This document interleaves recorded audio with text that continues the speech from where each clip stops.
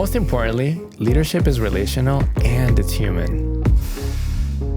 And then we'll hear, yeah, but. Because we're kind of obsessed with that word, but. Right, I hear you, but I love you, but I'm sorry, but thank you, but you're doing good, but. But just deletes everything that was just said. So we really need the word and. I hear you and. I love you and. I'm sorry and. Thank you and. You're doing good and. I'm Josh Donovan with Lighthouse Institute. And I'm Patrick Ibarra with Lighthouse Media. And we're excited to dive into leadership through real conversations. It's all on the table. Work, parenting, marriage, conflict, friendship, personal growth. Because wherever you go, there you are, leading yourself and leading others. So really, this is leadership and everything else.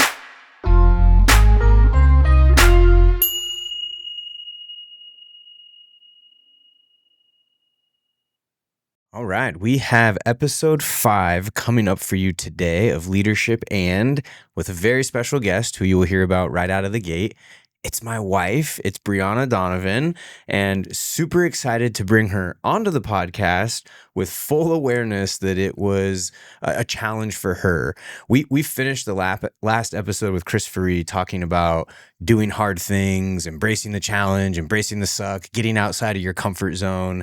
And I just want to name right now that Brianna coming onto the podcast and having a conversation with us, but with all of you largely was very far outside of her comfort zone. Anything you want to say to that, Patrick? Yeah, totally. I mean, you guys, on the other side of the screen, you don't see this, but like there's lights, there's cameras, there's microphones, there's so much equipment. All the attention is on you. And so for somebody that's not used to that, it can be super intimidating. It could be, it's definitely out of my comfort zone, and I've been doing this for 25 years. And so yeah, there's a lot. And so I'm super proud of the way that she showed up and the way that she just was open with us. And yeah, it was super cool. It was fun. It was really good. I think we used the Myers-Briggs Type Indicator, so a personality assessment, as really the backdrop for this conversation, knowing that Brianna and I have opposite personalities. We knew that would just give us an opportunity to have broad conversation. On the backside of the episode, we really kind of sat down, the three of us were like, we could do another one of these.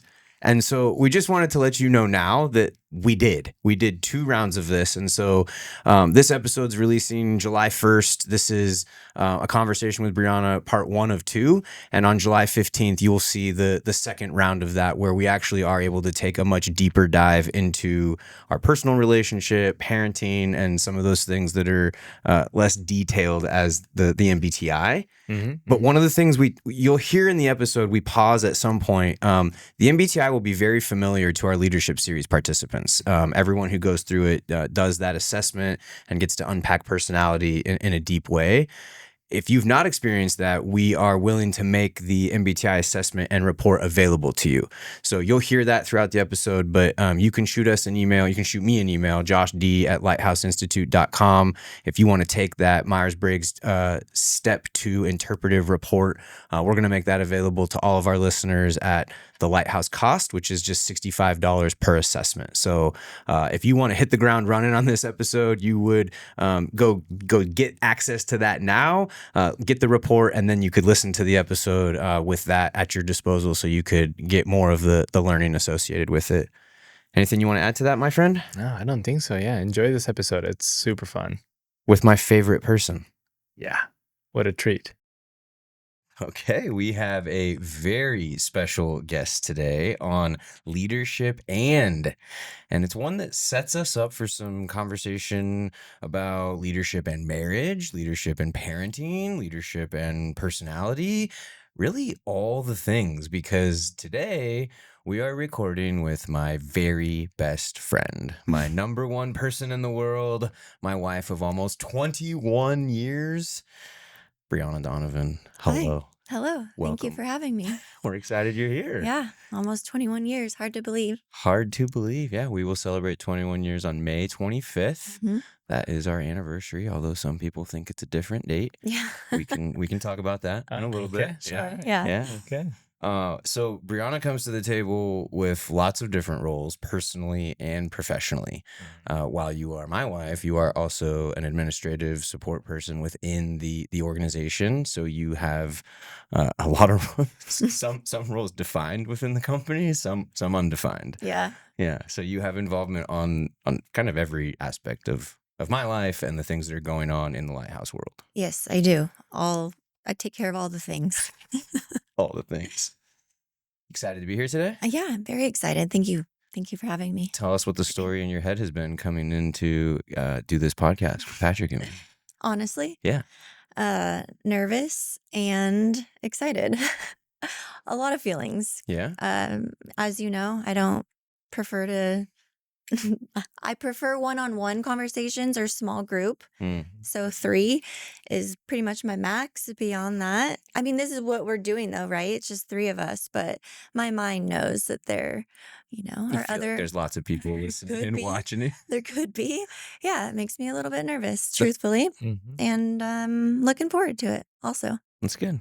Mm, The fun part is no one's listening right now. Yeah. exactly. Yeah. And so we are here. Today is what, Monday? It's April 27th.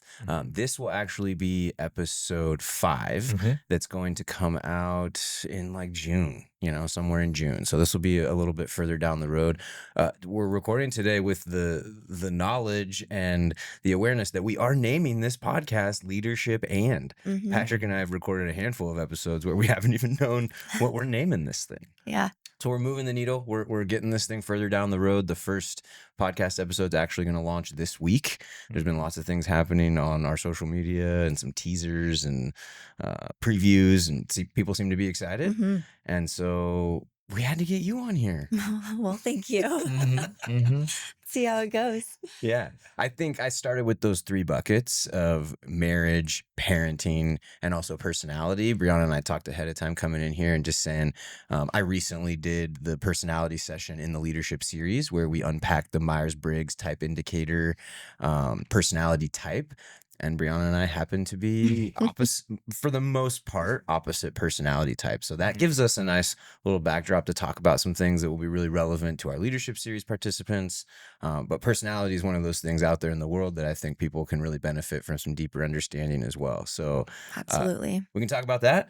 And maybe we just dive in right now to the Okay. whole marriage thing, Yeah. So Let's do it. 21 years on May 25th. Mhm.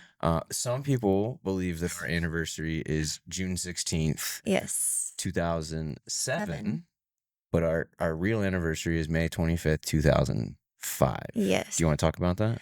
Yeah, let's do it. Where do we start? You tell Though, me. really. Where we met. Sure. Okay. Where'd we meet? We were both in high school, but we didn't know each other from high school. I got a job at Albertsons, and this cute boy worked there, happened to be this guy. And I had a pretty big crush. Did you? I did. Yeah, you probably would not have known that based off of Your my personality. personality and my vibes, which basically told him, get away from me, because I was intimidated by his good looks and his charm. He was very outgoing and personable. A lot of people would gravitate towards him, except for me. Brianna was very shy, very reserved, very quiet. Just kind of did her thing at work. She was also very cute, and I was attempting to flirt, make some advances. Hey, what's going on? And that typically went pretty well for me in that window of my life, and it wasn't going well. I'm like, I'm not getting a lot of response. Like, what's happening here? What's going on? Oh, she must not be interested. And that created some challenges. Mhm. We were courtesy clerks, which they call baggers, box boys. Yes. Courtesy clerks is the nice phrase for it. And there was one of the managers at Albertsons had gone to high school with my dad. And so I got some special privileges. In fact, my dad actually wasn't stoked about that because it was my bet. first job and he wanted Yeah. me to kind of get run through it. And so I get this job and one of his high school friends is there, and it quickly became a pretty cush job for me. Mhm. And I was in charge of writing the cart schedule. So the courtesy clerks go out and pick up the carts. And Brianna is not like responding to my advances, my flirts. And so I'm going to make the cart schedule. I'm like, we need someone out there like 1 in the afternoon. And it's July. It's like 100 degrees in the Atascadero. I'm like, oh, that girl that gets the bright red cheeks, she'll probably do good with that one. I'm going to put her on the mid-afternoon shift. Yeah, which is fine because your shift is an hour. Okay. So that's to be expected, right? Mm-hmm. But when this guy is writing the cart schedule and he schedules you from 1 to 3, Oh, double brutal. duty, you're like, what's going on with this guy?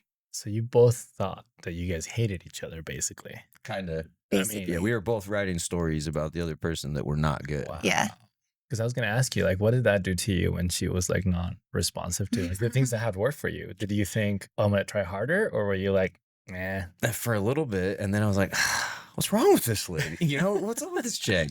And so then what happened? Like, I think you came in sad one day. You, right? I was sad. You were sad. Yes. I think you had a boyfriend that broke up with you. Yes, I had a little summer boyfriend who had also worked there previously. We just didn't work together, him and I. And he broke my heart after a couple of months, thankfully. Mm-hmm. But that day I was sad and you picked up on it and he offered me a hug. That was it. That was it, man. Once she got that hug, it was over. Yeah. The magic hug. The magic hug. Oh. It was the magic hug. So we dated a little bit in high school, back and forth, on and off, that kind of thing. Hung out together at work We were constantly. Yeah, she was my work wife. For Yeah. sure. Yeah. I mean, we would push carts together and tell stories and Totally. flirt. Yeah. It was fun. It was good times. Yeah. Yeah, so that carried on. I had already signed to join the Marine Corps. We've talked about that. And really what happened in 2005 is I was getting ready to deploy, and there was just some extenuating circumstances. You know, Brianna and I had been doing the dating thing back and forth, and getting ready to deploy, thinking about going to war, and you start learning what you can and can't do if you have a girlfriend versus if you have a wife, right? And so it's like they wouldn't even let you have phone calling permissions, or you definitely can't list a girlfriend as like a beneficiary if anything were to happen to you. The military also kind of reverse incentivizes these young boys. They, put them in a class and show them, here's how much you get paid. But if you were married, you'd get paid this much. Double. And if you had kids, you'd get paid this much. Wow. No wonder the divorce rate is so high in the military. It's like, you want to get married? For financial reasons. And honestly, that was the conversation we had. We knew we loved each other. We knew we wanted to walk down that path. But in that moment, when it was in 2005, I mean, we told her parents the night before, like, we're going to go and get married tomorrow. Yeah. Well, I mean, we pretty much had just decided that day or two before. How old were you guys? Oh, man. Ish. She was 20. 20. Yeah, and I was 21. We just turned 21. That's fascinating. So now we're hitting 21 years of marriage, which means we're going to be in that window where I've spent more of my life married to you than... Yeah, you're welcome. That's beautiful. So we literally, like, the arrangement was we're not going to tell people. We're just going to go down and do like a contractual county clerk's office, get, business agreement. Like, we're going to get this thing done. And we even talked about we'll annul it after the first year, and then we'll do it right on the backside. And I don't even think it was a month into my deployment. I remember on the phone, and she's like, I don't want to annul this. Like, this is the start of our marriage. We're gonna push. And I'm like, oh, okay, cool. Got her. Yeah. Got her. The trap Yeah, he worked. tricked me. Set the trap. Got her locked in. Yep. But we like literally, I ended up we didn't tell people about that. We ended up having a wedding. So when I got home, I still did the full like proposal. Went to Avila Beach, had my dad hold up the sign and said, will you marry me? Made it in lights, like on the pier. Did the whole thing. Had a legit, real wedding on June 16th, Beautiful 2007. wedding. Yeah. And like, I just kind of, we just talked about it a lot. But I remember there was a conversation later. And my grandmother was like, what do you mean you got married before your wedding? Oh, Oh, did we not tell you? I thought we kind of told everybody. yeah. So people always ask us, what do you celebrate? And Mm. we at this point in our lives, we celebrate May 25th as the day that we got married. Mhm. And that was our first year of marriage. Yeah. I mean, it was awkward standing there saying yes. I don't even know if we made eye contact, I don't but think we did. we were committing. And yeah, and then you were gone for close to a year. Yeah, almost the first year of our Mhm. marriage was me in Iraq. How was that for you? There was good and there was bad. Mhm. Surprisingly, we had plenty of opportunity to communicate. I don't know, from the computer, maybe using webcams. Yeah, It's this hard is to like remember. 05, 06. It Yeah. was, I think it was like Yahoo Messenger Okay. chat with the external like ball webcam that sat on top of the laptop. I Mhm. remember that was Christmas. We did Christmas that way, opening presents Yeah. back and forth. And he would write me letters, which I've kept, lots of letters. Mhm. And of course I was worried. And I think he also, you know, did his best to keep some things to himself as to not worry me, Mhm. which I think was best. Selective information sharing. Yes. Yes. Yes. Wise man. Yeah. Seriously. So we're hitting 21 years of marriage. People have heard me talk quite a bit. We have 3 daughters. Mm-hmm. So you want to share a little bit about the journey to parenthood? I mean, the journey's pretty long. Yeah, 3 daughters. We've got Braylon, who currently is 15. She'll be 16 in September, which is wild. Might have a driver on our hands. And then we have Brinley, who's 13 and happens to share a birthday with me. So that was a great birthday gift. And then Blakely, she's 11, about to be 12. So it's 3 daughters. It's not what I ever expected, but I wouldn't trade it for anything. Mhm. Love that. Yeah. They're beautiful. Your daughters are beautiful, like outside too, but like inside, they're so like both of you, and they all have like just these different qualities of each one of you. And so I'm so excited to see what these girls are gonna do Thank you. with their lives and everything that you guys are pouring into them. Like seriously, it's a gift to the world.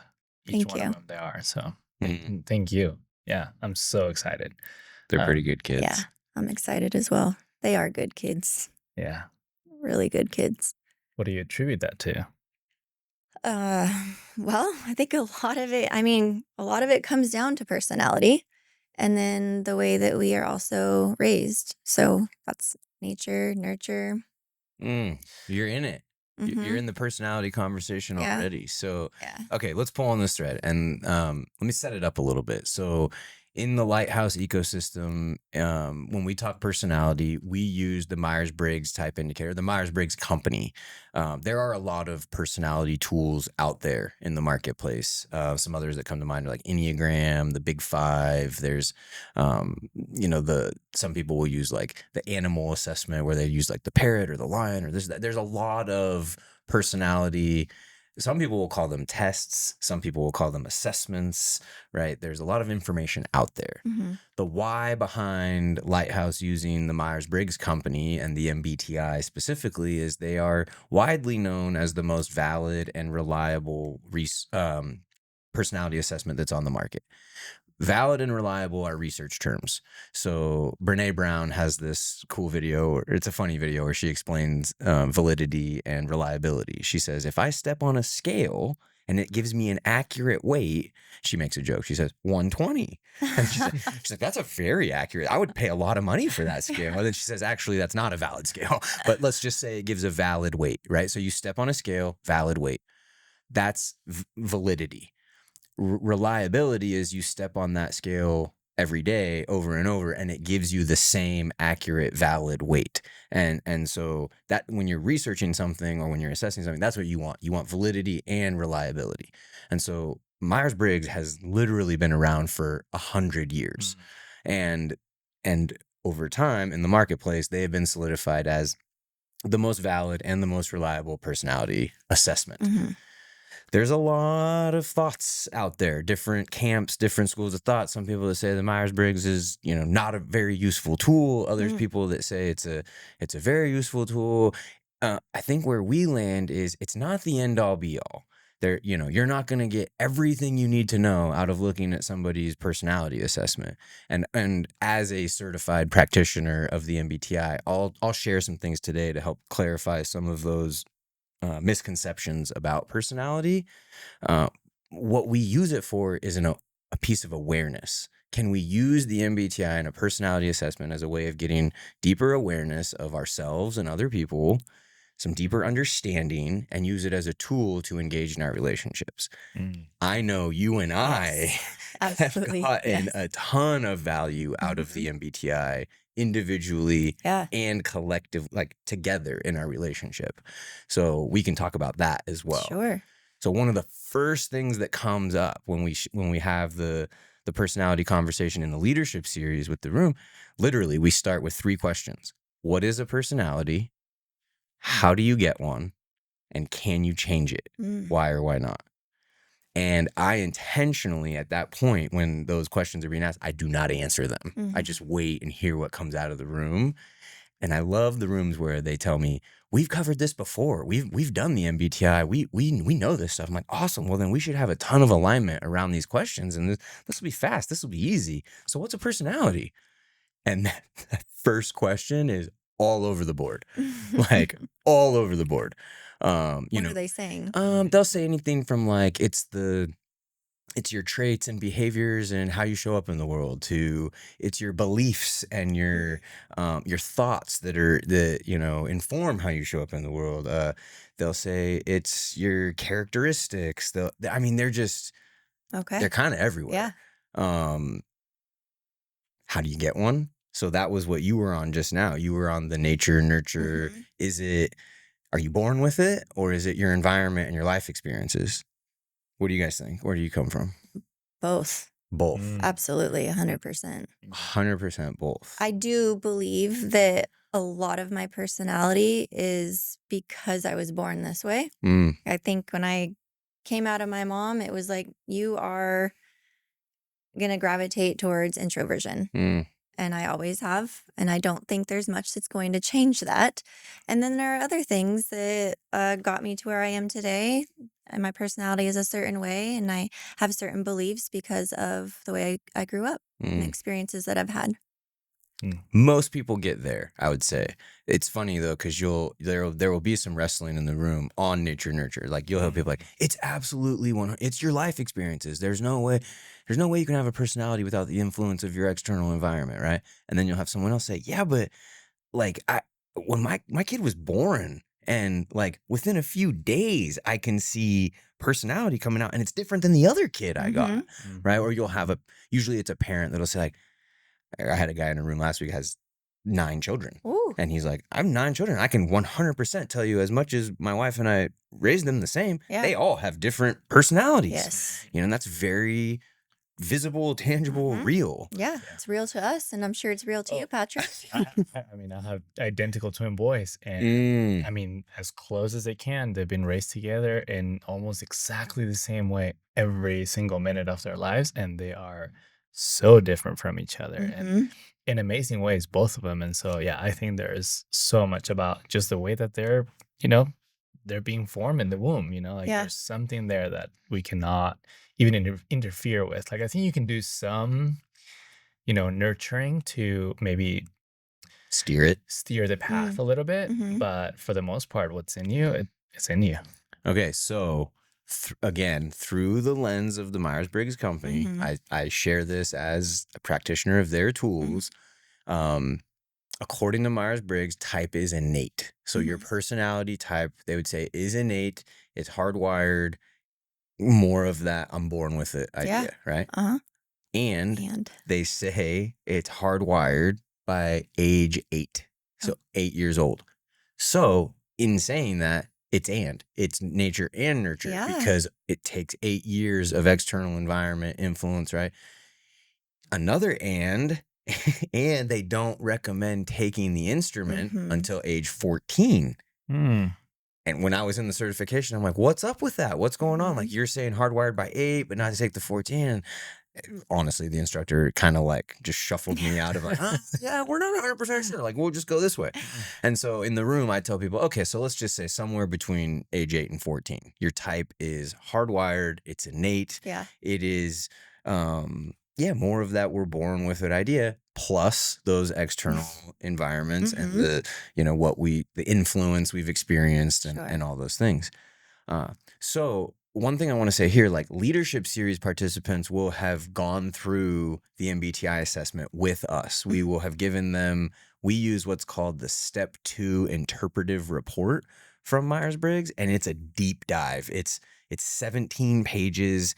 It gives you your 4-letter type. I'm an ENTP, right? And then he laughs like, yeah, you are, right? He's like, it's the direct opposite letters of me, It is. right? And then in that Step 2 interpretive report, each one of those 4 dimensions, so the Myers-Briggs has 4 dimensions, 4 dichotomies, they expand out into these facet results where you can actually see more nuanced preferences in there. It's not just as basic as, she already mentioned introversion or extroversion. What I would love for people to understand who have not gone through our leadership series, who may be listening, is you can go take a super quick free assessment online that will give you the 4-letter type. 16personalities.com Nice. is just a pared down free version of the MBTI. So you can jump onto that website, 16personalities.com. You can go through it and it will give you your 4-letter type. It will say you are an INFJ or you are a ESTP, right? Like, and that will probably help them follow along in this conversation. So if that's something that you have interest in, listeners, just pause right here, go take that assessment, and then come back and pick this conversation up. That's super cool. Yeah. And then if there's anyone who's wanting the deeper dive into the Step 2 interpretive report that we have access to, just shoot us an email. It can be joshd@lighthouseinstitute.com. Let us know you're interested in MBTI assessment, and we'll help you get that, get access to that. You've taken it. Oh yeah. Yeah. Oh yeah. I'm direct opposite as you too. You're on Breeze Camp? I'm pretty sure. Are you shocked? A little bit. Look at us. Chris Vela. Oh, Same as okay. Chris Vela, which Got I it. think is actually pretty close to you. No, that's not close to her. No. Oh, He's an ENFP. Yeah, that's Yeah. ENFP. Yeah. Which you are. ISFP. Okay. Got it. Ish. Yeah, She you don't functions a believe it. lot like a J, which we'll talk about. Yeah. So let's go back to the girls though, Yeah. because that's kind of how we got to here, Okay. right? So it was the girls and their different personalities and the nature versus nurture and how that parenting thing goes. So what do you notice in the girls as far as personality differences? They're all so different. Extremely different. Yeah. I honestly cannot tell whether Braylon, our oldest, is an I or an E. There are times when seems to be a kid that kind of wants to, she's an E. Now that I think about it, she prefers to be around people. She gains energy from being around people. I don't know what I'm thinking. And then there's Brinley, who is my mini me, and she's an I, gravitates towards introversion. And then you could take one look at Blakely and you know for sure she is an E. She is her dad. I agree. That's good. And I think EI is like extroversion, introversion is just an easy place to gravitate towards and land on because it tends to be somewhat visible, although I do want to pull on that thread a little bit. Sure. And it's just one of those things that people have context for. Yeah. So let's go back through some of the other questions I ask in the room and bring some clarity to the idea of personality, just because I do think there's a lot of misunderstandings, misconceptions out there. So the first question is, what's a personality, right? How do you get one? Yep. And can you change it? Why or why not? Yeah. So we talked a little bit about how you can get one. I'm going to come back to what is a personality. The whole can you change it? Why or why not? Yeah. That gets some heat in Tell us about the that. rooms. What do you think? What do I? Well, I know. Darn it! I was trying to What do cheat. you know? Okay. I know through the lens of Myers-Briggs, Mhm. right? But I think in order to have that conversation, we first have to say, well, what is it? Mm-hmm. Mhm. Right. So before we can talk about can it change or not, we have to say, what is it? Because what happens in the room is people talk about, yes, you can change it. And then what they talk about changing is their behavior. Oh. Right. And so it's really important to make a distinction between personality Mhm. and behavior. Yeah. And that's why when people say, what is it? And they start talking about behavior or traits or things that you display, it's an interesting conversation. Here, let's do this actually, and we'll kind of make this idea real. So like put your hands up, both of you like this. And if you're listening and you're not watching video, you can just hold your hands right in front of you, maybe like a foot apart. And then all you're going to do is just like put your hands together and fold your hands. So take your hands are apart and just put them together and like you're crossing your fingers, right? And then take them apart and do that again. Yep. And then naturally your hands are going to fall into like one pattern. So take note of which thumb is closest to you, which hand came closest to you. For me, it's my right thumb. My right hand is closest. What about you? Left. Left. Okay. Right. And so then what we say is now, left, right, Yeah, right, correct. left, correct. Okay, now what we say is take your hands back apart and switch it. So this time when you put your hands together, put the other hand in front. Do that again. Do it again with the other hand in front. And then we say, how did that feel the second time? And what words would you use? The second time. The second time when you were putting the other hand in front. How did that feel? I still had to think about it. You had to think about it. Think about it, float a little easier. The second time I attempted the opposite finger over. The second time it felt a little easier. Mm-hmm. How did it feel in comparison to the first time? Unnatural. Yes. Unnatural. Uncomfortable. Yeah, weird. I don't like it. We'll hear awkward, Yeah. right? So that's one way to do it. The other way I'll do it in the room is I'll have them sign their name. So I'll say, hey, sign your name like you're endorsing. I joke, you're endorsing $1 million check. Sign it, right? I wait, make sure everyone signs their paper. Now switch your pen to your non-dominant hand and sign again. And I'll hear a lot of grumbles. I'll hear a lot of somebody will say they can't, and then I'll just stand over them and watch, right? And then they get the signature.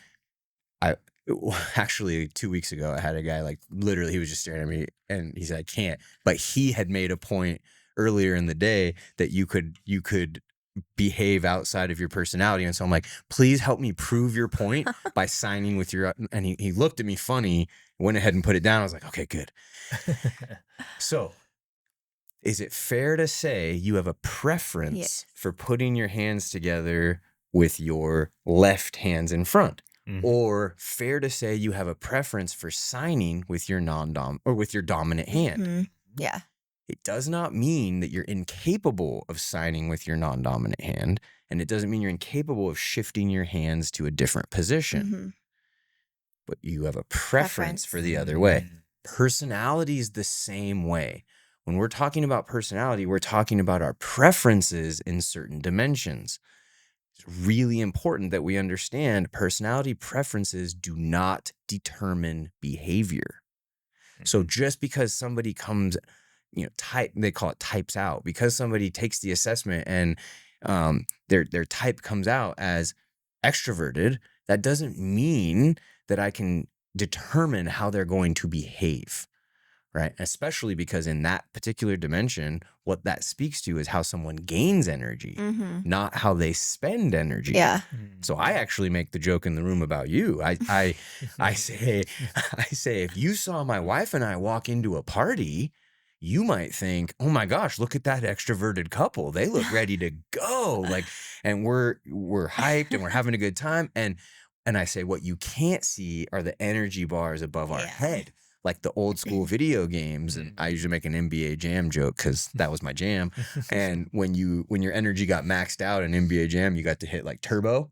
I don't know. Did you ever play that? I don't think No, so. it was a super fun. Someone will nerd out with me on that. You do a turbo. And so like, I tell them my energy bar is like, wow, like turbo, let's go. And hers is just, so at 9 o'clock when I come up to her and I'm like, hey, where are we going? What are we doing? Yeah, what's She's next? like, bed. Is that fair? Ish. Yes, it is. And knowing you Mm-hmm. and being married for 21 years almost, Mm-hmm. I know that that's coming, and we work together to figure out what's next Right. You've game together. planned for that and strategized for Yeah. it. And You've gotten better at putting the other thumb. Yeah. okay, there it is, Patrick. So can you change it? The Mhm. conversation of your personality, can you change it? Why or why not? Tons of people start that conversation by saying yes, right? And they're saying, yeah, of course, because like, you learn to do this, you learn to do that. I'm like, you're talking about behavior. Mhm. You're talking about strengthening the muscle of being able to sign with your non-dominant hand or to shift your hand position. Yeah. Mhm. According to Myers-Briggs, over time, your core personality preferences aren't actually going to change. Hmm. What changes is your ability to behave outside of those preferences. Yeah. They call it flexing, right? Mm. So everyone will be shocked to hear I have a very clear preference for extroversion. What? Yeah, I know. Can you believe it? Right? But in first grade, right, that was problematic. I thought she kept moving my desk so I could meet new people. That's my joke, right? Like, hey, oh, what's up? Hey, oh, hey. Josh will not stop talking. Josh is disruptive in class. Oh my God, Josh, right? Like I had to learn to behave outside of that extroverted preference in a classroom. Hmm. And so we can't look at someone's behavior and assume we know what their personality preferences are because we don't, that doesn't show up in behavior. We have to have the conversation, or in reality, we have to have them take the assessment to really understand what those preferences are. One big asterisk I struggle with, I usually say little star, but Mhm. one big asterisk is traumatic events. So Yeah. significant traumatic life events do have the potential and ability to shift core personality preferences.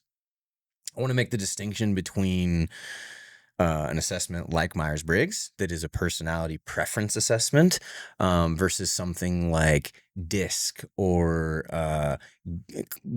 Clifton's Gallup's strengths, right? Strength Finder, the 34 strengths, like those DISC and strengths are behavior assessments. So when you see those things, you know that those things are coming out in behavior, and people are you're going to see those things show up in real life.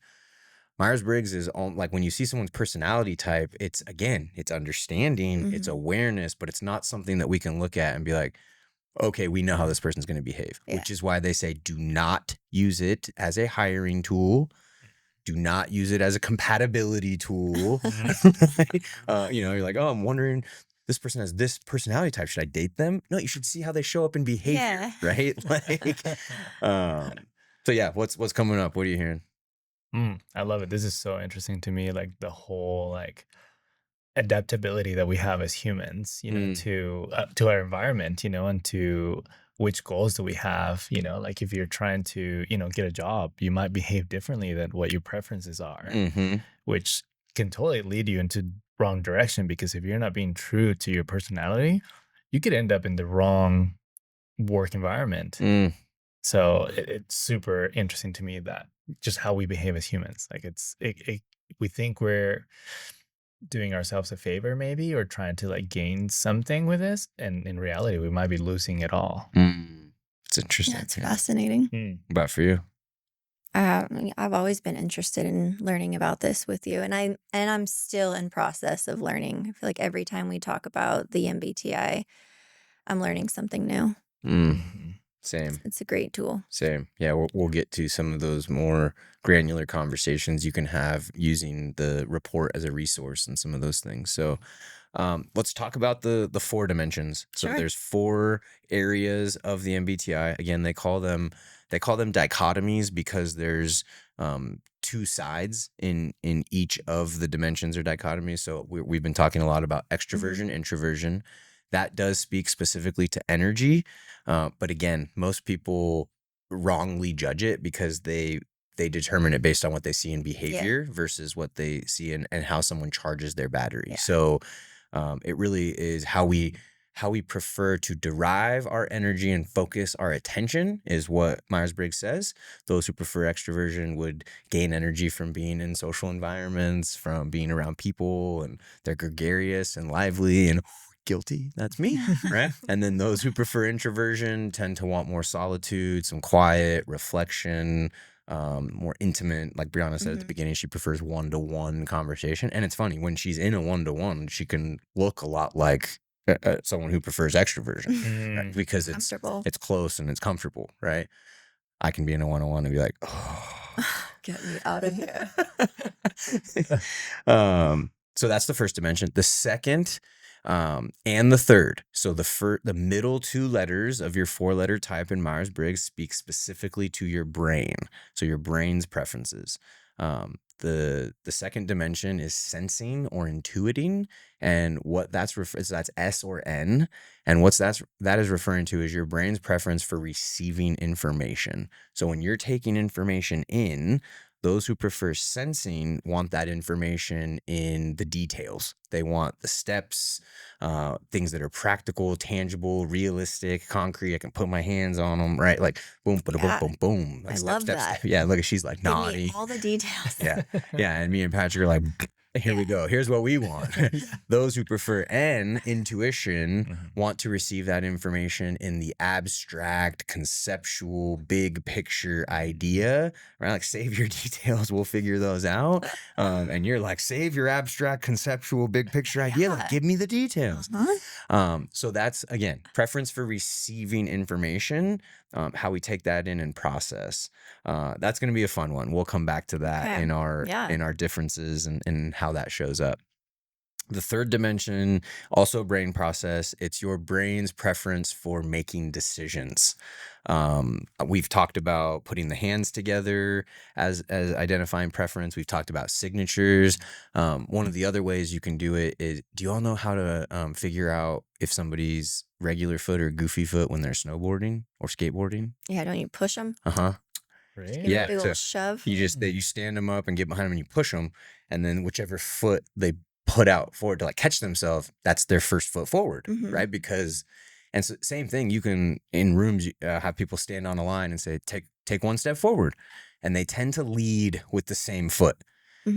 That's the idea that's at play in the decision-making dimension. It's what's your first foot forward, or really what's your brain's first foot forward when you have a decision to make. Yeah. People struggle with this one because those who prefer thinking, their brain's first foot forward in decision making is logic, it's reason, it's fairness, right? And fairness is different than what's on the other side of this, which is those who prefer feeling in their decision making.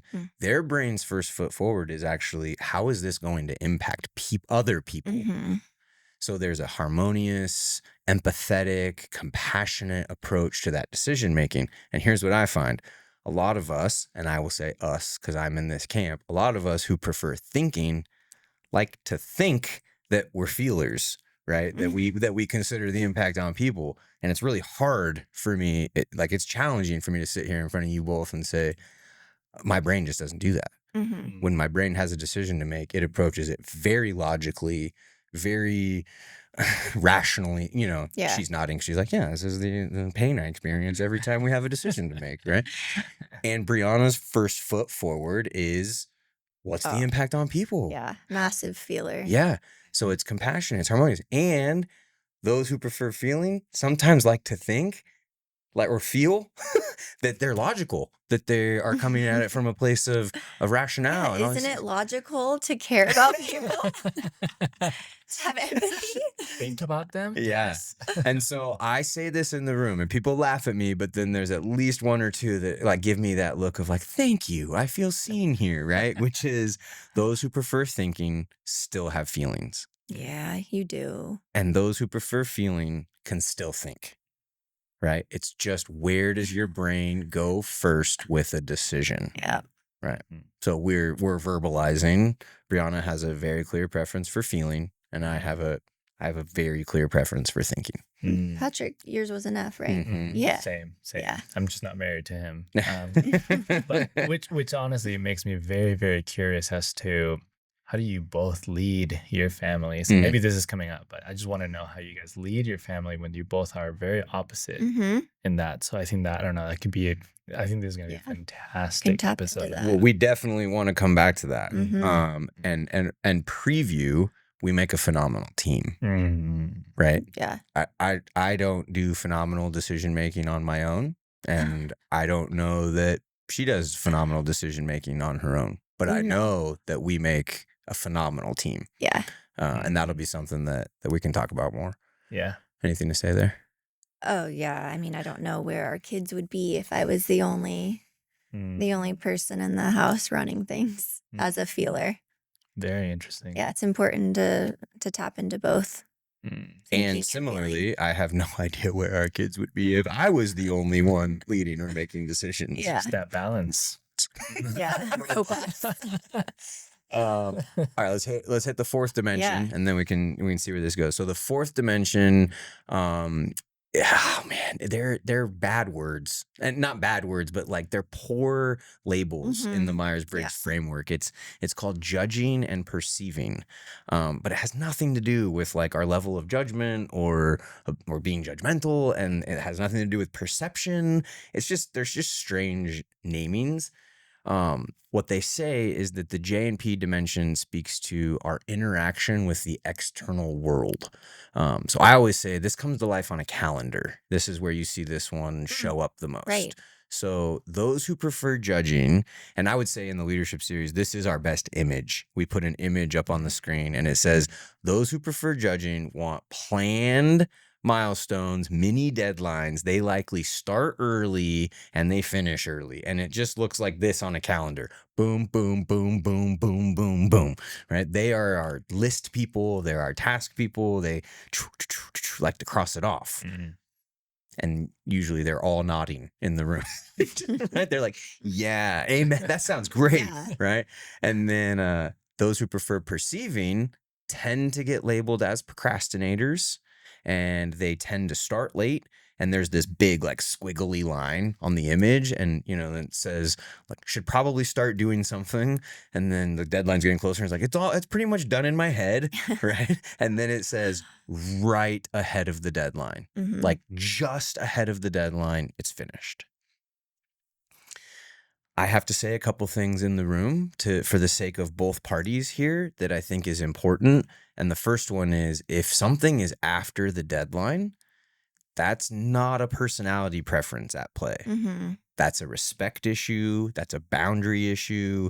It's a self-management issue. And I say it that way because I say some of you want to tell me it's a time management issue, and there is no such thing as time management. There's only self-management. So again, it's a respect issue, a boundary issue, and a self-management issue. And you can see the J's in the room going, yeah, get them, right? And then I have to say, and I need you J's to understand this. If someone is truly, so this is going to be a little nerd alert, but in this dimension of judging, perceiving, I told you all about the facets where they expand out into these, nuanced differences, which you won't get on 16personalities.com, but our leadership series participants will have it in their step 2 interpretive report. If you are truly pressure prompted, which is one of the facets inside someone who, inside the perceiving preference, if someone is truly pressure prompted, right ahead of the deadline is actually their best work. And I'm like, let me say that again.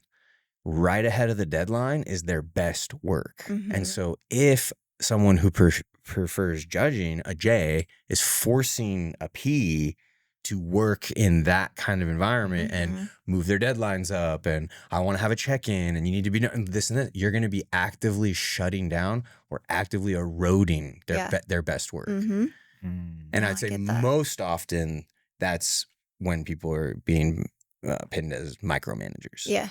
Right? Because you're not allowing me the freedom to kind of operate within my own preferences. I'm going to get it done. Let me get it done on my timeline. You said by Friday, it'll be there Friday. And I'll do great work. You let me be. Right. If the deadline's the deadline. Yeah. Yeah. So that's a fun one. Okay, so those are the 4 dimensions. So in the leadership series, in the rooms, we go through each one. We spend a good amount of time in each one asking people before we show them their reports, which side of this do you think you're on? Right. And I love when people are like, I don't know, I'm right in the middle. I'm like, well, I promise you the assessment's gonna pick a letter for you. So Yeah. so pick one. Just lean one Although I way. could feel that a little bit with the JP. JP, because I'm a P, but you see so much J in me, and as you're talking through it, I can see both of those. I mean, it really depends on like what the task is. If it's something really big, I'm probably going to wait till the last minute. I know, and this is going to confuse people because I Yeah. said that your personality doesn't change, but you've actually taken it twice, and you've come out as a J before, and you've come out as a P before. And I know that there's going to be people listening like, that happened to me. Actually, I had 3 participants that it happened to last week. Wow. Exactly. And so here's what I'll say about that. When the preference is clear, when it's very clear, like my preference for extroversion is very clear, we don't see that shift very much. Right. You see my ability to behave outside of that can shift. I can flex, but if I take this thing when I'm 80, that's still going to be every facet's going to be an E. Right. Now, as I get older, as my kids get older, I do enjoy some of the introverted moments and times, right? And I've learned to lean into them, but my preference is still over here. When your preference is slight, when you're not very clear on that preference, we have seen it switch and vacillate. Now, in all honesty, I don't think you're really intended to take the assessment multiple times. Right. So, but we're working with some clients who have done it with other consultants, or they've done it years ago. And so we need them to retake it. And so they're comparing. Like literally, I have guys in the room going, oh, here's my report from 8 years ago, and here's my report now. You said it wouldn't change. What happened? And I'm like, well, when you took this 8 years ago, your preference for judging was like tiny, which very, very slight, which means you actually already had an ability to flex to either side of that. And now we're seeing it on the other side, also slight. So it's actually saying the same thing. You likely answered some questions a little bit different to get it to land one way or the other. So there's that. People that have done the step 2 interpretive report, again, this is probably way more detail than is needed, but I've got a detail person across from me. So no, I love the details. The assessment is 155 questions. So 90 of those questions are really heavily weighted to give people those 4 letters. So the E or the I, the S or the N, the T or the F, the J or the P. Those 90 questions, they're weighted questions. The other 65 questions are not as heavily weighted, and those are for the facet results. So they say the sum of the parts is greater than the whole, and what will happen is sometimes there's like 5 facets in each area. Sometimes people will have more facets in the other area.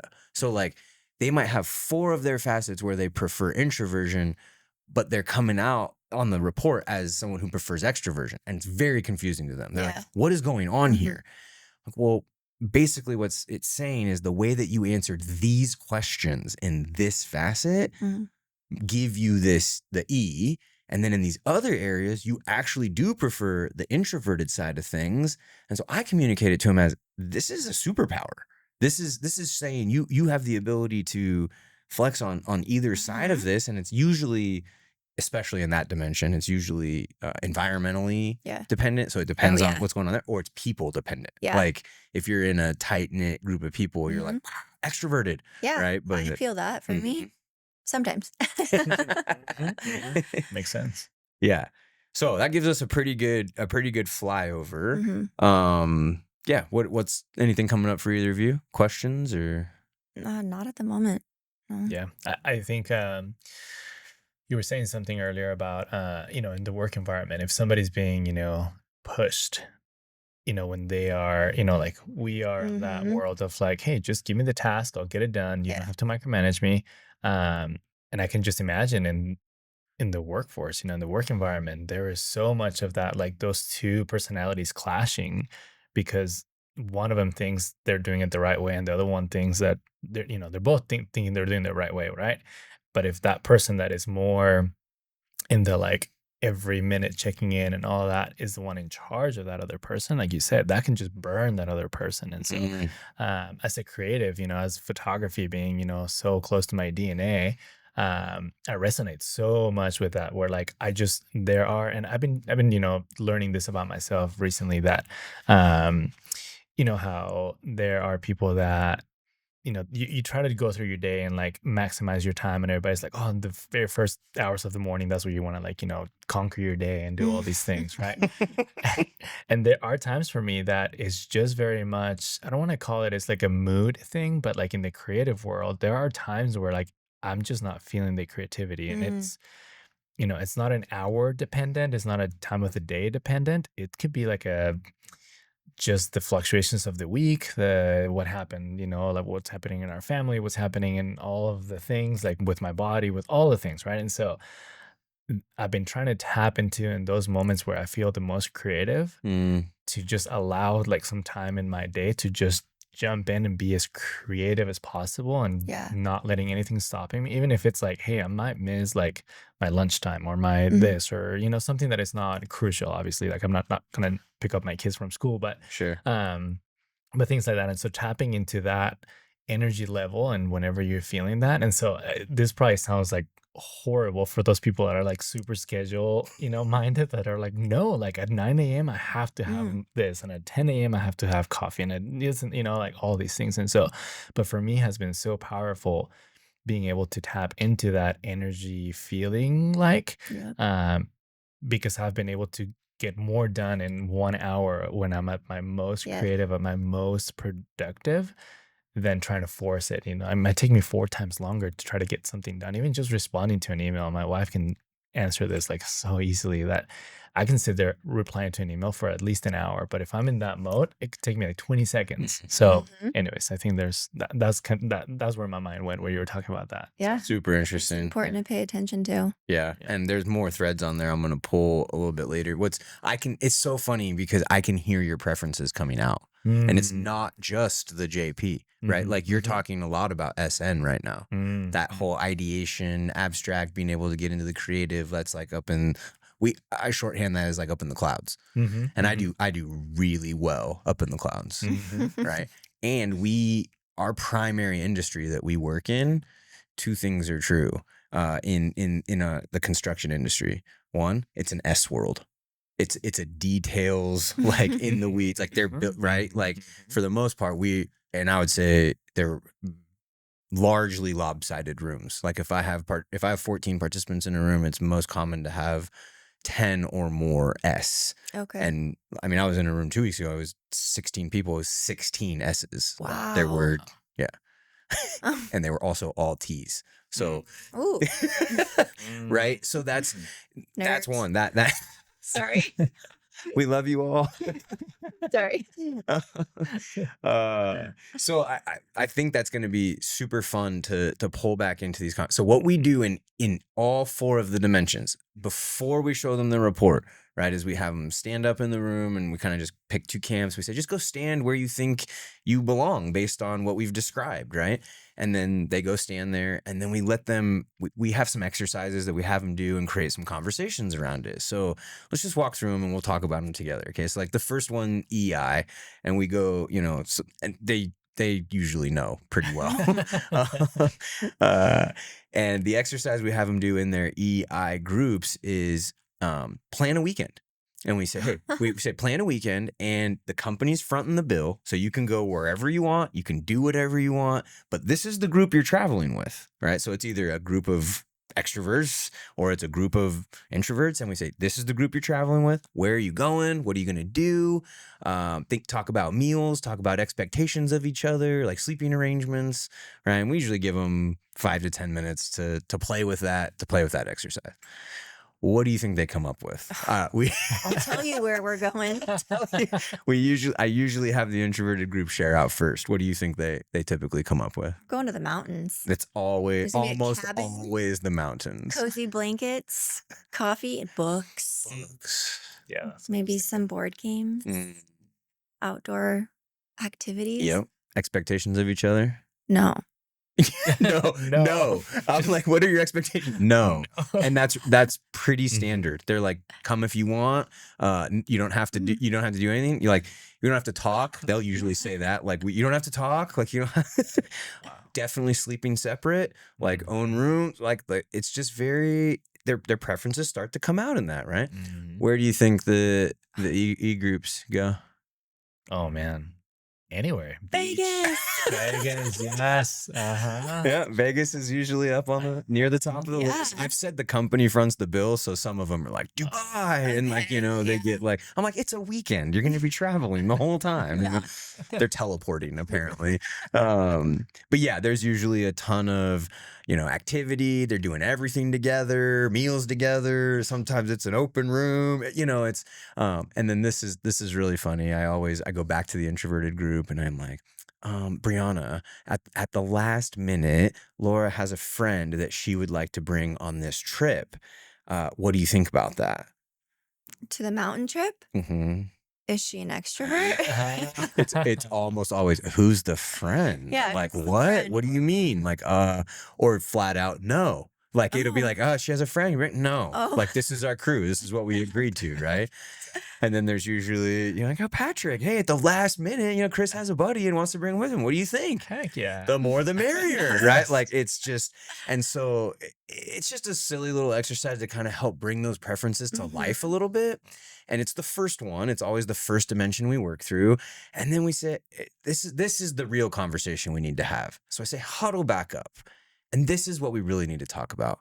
What is the impact on a team if we are considering just this EI preference and we're talking about getting all voices heard? We're talking about making a decision or executing. If we're talking about just like, how do we communicate with each other? And then our most important question in each dimension is, how do you honor the other type? Like, and so I say, like, as you huddle up here, you those of you who prefer introversion, think about what do those extroverts need from you?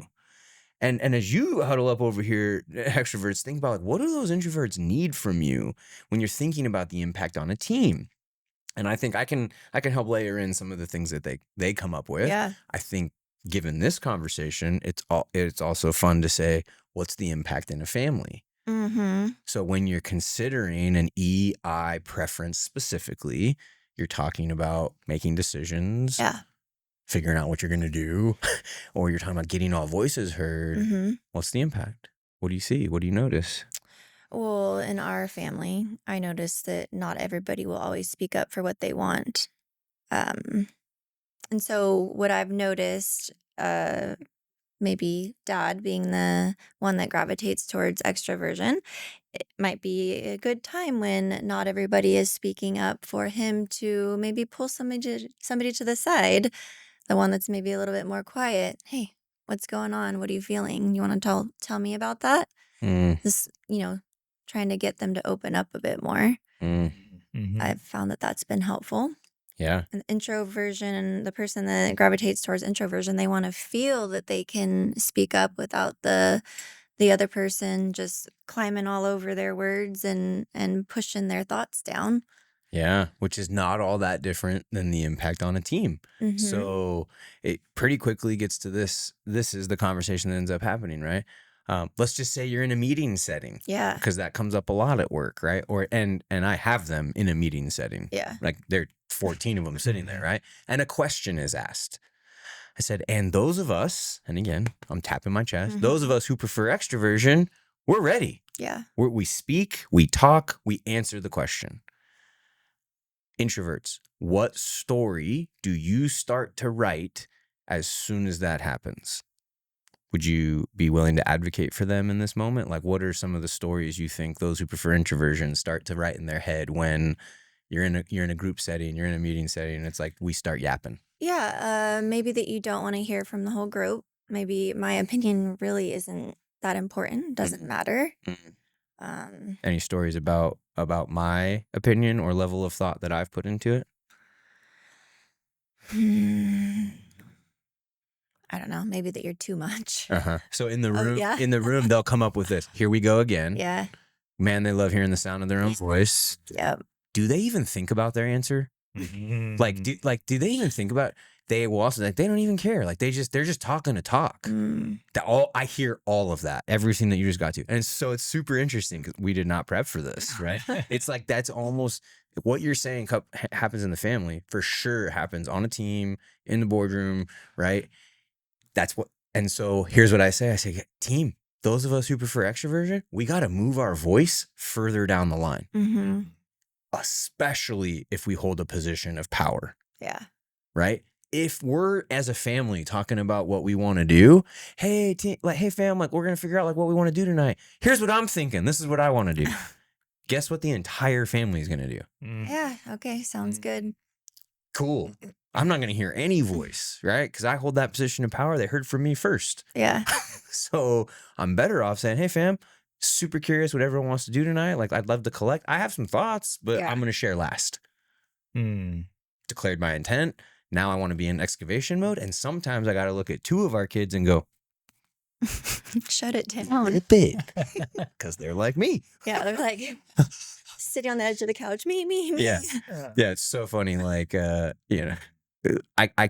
usually name a lot of things when we cover personality. It's like I can tell when you all want to say something, right? Like someone else is sharing something in the room or I'm up here talking and you're just like, and like, guess what? Your entire body is telling me you're not listening. Yeah.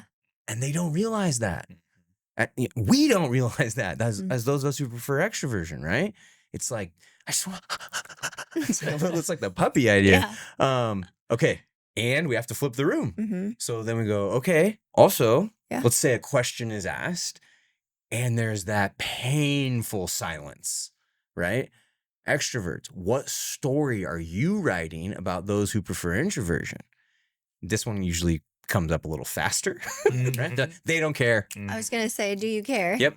They don't care. They're disengaged. They're not paying attention, right? Like, and you see their faces in the room go, what? And so in either scenario or in both scenario, that's not what we want.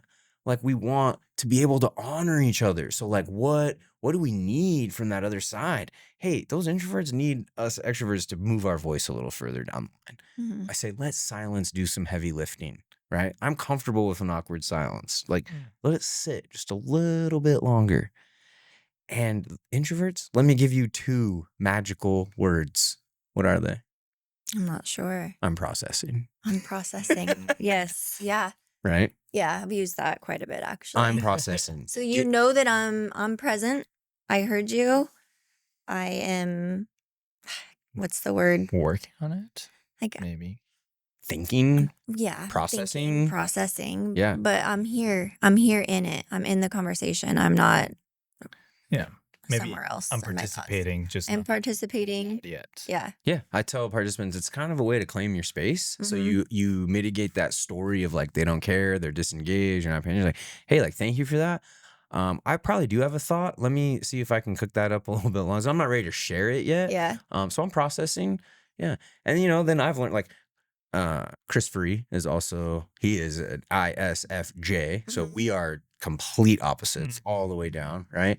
I also know if I want Chris's opinion on something or Brianna to weigh in on something, they're not going to be able to respond immediately. You got something you want to ask me, I'm ready. Like I don't know how you do it. We'll talk through it, right? They want time to process. So I know if we're going to be meeting and there's things that I'm going to want them to have a decision on, I'm going to send them ahead of time. Hey, I want you to read through this. We can talk about it when we get together, right? Or, hey, I would love to get your input and thought on this thing. Here it is. Let me know when you can get back to me, right? Trying to give them those time containers and honor their preference for that processing time. So I think those are some important components of even just that EI preference. Yeah. Well, and in marriage, if we're debating or having a conversation and he brings something up and I really need to process something, if I sit there in silence, what is it conveying? She doesn't care. She's not hearing me. But she's gotten really good at saying, okay, thank you for that. Let me process that. And cool. Then I'm not sitting over there writing stories in that window of like, oh, how long are you going to process this? Like, so it's been good as far as like finding that language and dance together in that. what's coming up. Yeah. Do you ever feel like you freeze in that moment? Oh, Yeah. yeah. What helps you get out of that unfrozen? Like, how do you get unfrozen from that? Knowing that I can take the time to process. Mm. And sometimes in a conversation between the two of us, I will need to step away, maybe move my body, do something completely different Mm. so that I can unfreeze and unlock whatever I have going on in my brain and come back to it. Mm-hmm. Do you ever get that way? Oh, 100%. Yeah. Yeah. Yeah. And then Yeah. you get in your head, Mm-hmm. and then it's just so much Absolutely. worse. I'm not even thinking about Yes. what I'm supposed to be thinking about. I'm thinking, oh my gosh, you just froze, and Mm-hmm. so much anxiety at that point. Yeah, we call it the spiral. Like I Yeah. start spiraling down, because I freeze in not able to say the right words in the right time. And then I start thinking about that. I'm like, well, now I'm not saying anything. Now I'm making Mhm. this moment awkward. Now what is that person thinking? Because we're gut Yes. feelers, and that's how we process, I Mhm. think. Um, and so I was just curious about what tools help you get out of that. For me, it's been a lot of that. It's like, I'm processing. I need some time Mhm. to, like, I'm definitely in this. This matters. This is important to me. I just need a little bit of time. Yeah. 100%. That was Yeah. great. Mhm. Love it. I feel you. I feel you. Okay, let's go through the same thing on the SN. So, sensors tend to want that information in the details, call them in the weeds people if we're overgeneralizing, right? Intuitors want that abstract concept, big picture idea in the clouds people. Mhm. So this is one of those where you approach things kind of opposite, as you're taking in that information. What do we do? What's the impact on a team or the impact in a family? If you're talking about innovation or problem solving, right? And again, what is needed to honor that opposite type? I can tell you some of the things that come up, often in the room with people, which is, well, if you're too far in the weeds, you might miss the big picture, Mhm. right? And if you're too much in the big picture, you might miss some of the details. In the construction world, this can come up often, like just from like a design aspect into the project management side of things. So like sometimes, you can talk about, well, how's that go with like the architect's drawing, and then pulling that over here and it's like, you don't know how to build this thing, right? And they're like, well, you don't know how to be imaginative and blah, blah, blah. So those are some of the differences. What comes up for you in this dimension of like details versus big picture? Well, honestly, what's coming up for me is, when you come to me and want to talk about something, and you'll be big picture, and I'm over here like, okay, how are you going to make this work? What's involved? What are the details? And you're just like, can you just stay up here with me? And so we call it We call it snorkeling or scuba diving. snorkeling or scuba So diving. we staying above water. Are we just snorkeling? We just having a surface level conversation Yes. here? That'd be more like big picture, Yeah. abstract. That's a snorkel. Or can we go scuba diving? Did you see your hand? Can we scuba? Let's like really figure this out, get some details, see if this is going to into work. this thing. Yeah. We'll also shorthand that with wow and how. Mhm. So because I prefer intuition in, right? A lot of people are like, why is it in and not I? I'm like, well, the I was claimed in introversion, Yeah. right? So the big picture abstract idea, I tend to be an ideator. And I also have, if you are familiar with Gallup's Clifton Strengths, I have ideation in my top 5. So it does come up a lot. And if I'm coming to Brianna with an idea and the first thing she says is, how are you going to make that work? Yeah. Just like takes all the wind out of my sails, Yeah. right? So I have a responsibility to declare some intent. Hey, this is just an idea. Can you just wow this with me? I'm not looking to how it. I'm not looking to execute this idea right now. Like I just want to share it. I'm Mhm. also a verbal processor, Yeah. right? So when I do that, she does a phenomenal job of like, cool, let's how it, or let's wow it. Let's just stay in wow. Super right? cool idea. If I don't declare intent, oftentimes she will say, hey, you're sharing an idea. Do you want me to just wow with you? Or is this like, should I how this? Where are we? right? And that's a good check-in. She's actually coaching me into declaring my intent when she asks that question, right? Because what she could do is be like, hey, you didn't tell me. Are we wowing or howing? Like, and she could get pissed off about it. But that conversation, we've gotten a lot of reps at that. A lot of reps at that. Yeah. Anything else come up for you? No, I'm just thankful that we have language to talk about it, because that would kind of get us stuck sometimes. Yeah, I getting the scuba snorkel and the wow how for us has been super valuable. Yeah. And I share that in every room I'm in. And Right. I joke, like, as a facilitator, kind of one of the ways things are going well is if people are grabbing their pen and writing stuff down. And I'd say, like, pens are moving when I share how versus wow, snorkel versus scuba. Right. People tend to really like that language. And then look, if we're talking about our brain's preference for taking in information, this is just a great area to be willing to ask the question, what am I missing? Right? I am going to take information in big picture. You, Chris, are going to take that information in the details. It's going to be a good benefit of mine if I go to one of them and say, what am I missing? Me and you, we're not going to be able to help each other on that because we're both intuitors, big picture, abstract idea. That's why you put us in this room with a whiteboard for 3 hours and say, where'd they go? And they're, disappear. So we need that other side. We need that other preference to help us see some things that we might not be able to see. Right. Yeah. And also remembering that there's no negative intent when your other person wants the details. It's I'm thinking I'm being super curious and like, hey, tell me more. And then I need to be reminded, no, hey, I just wanted to get the idea out there. I don't really want you to crush my dreams by starting to talk all the details. And well, yes, and you're an amazing thought partner when I do take a lot of those ideas and want to move them into execution, right? I mean, Laura's in the same boat. She's an S also. And so oftentimes our team members will just be looking. I mean, you all see The Office. I have white papers with ideas all over them. And then you all patiently wait for me to say, okay, I'm ready to start moving this one ahead. And then you're amazing thought partners for what that looks like in execution. Yeah. Right. And I see things that you don't see. So our willingness to ask each other, what am I missing? Right. Because I will have a tendency to miss those details and you might have a tendency to miss that bigger picture. That can come up in parenting. Yeah. Yeah, it does. 100%. In marriages and everywhere. Like when you were speaking about that, like how you have that clarity and awareness of when Josh wants that wow, like, and you have that awareness of yourself of like, oh, hold on, like, does he want me to be in the wow or in the how?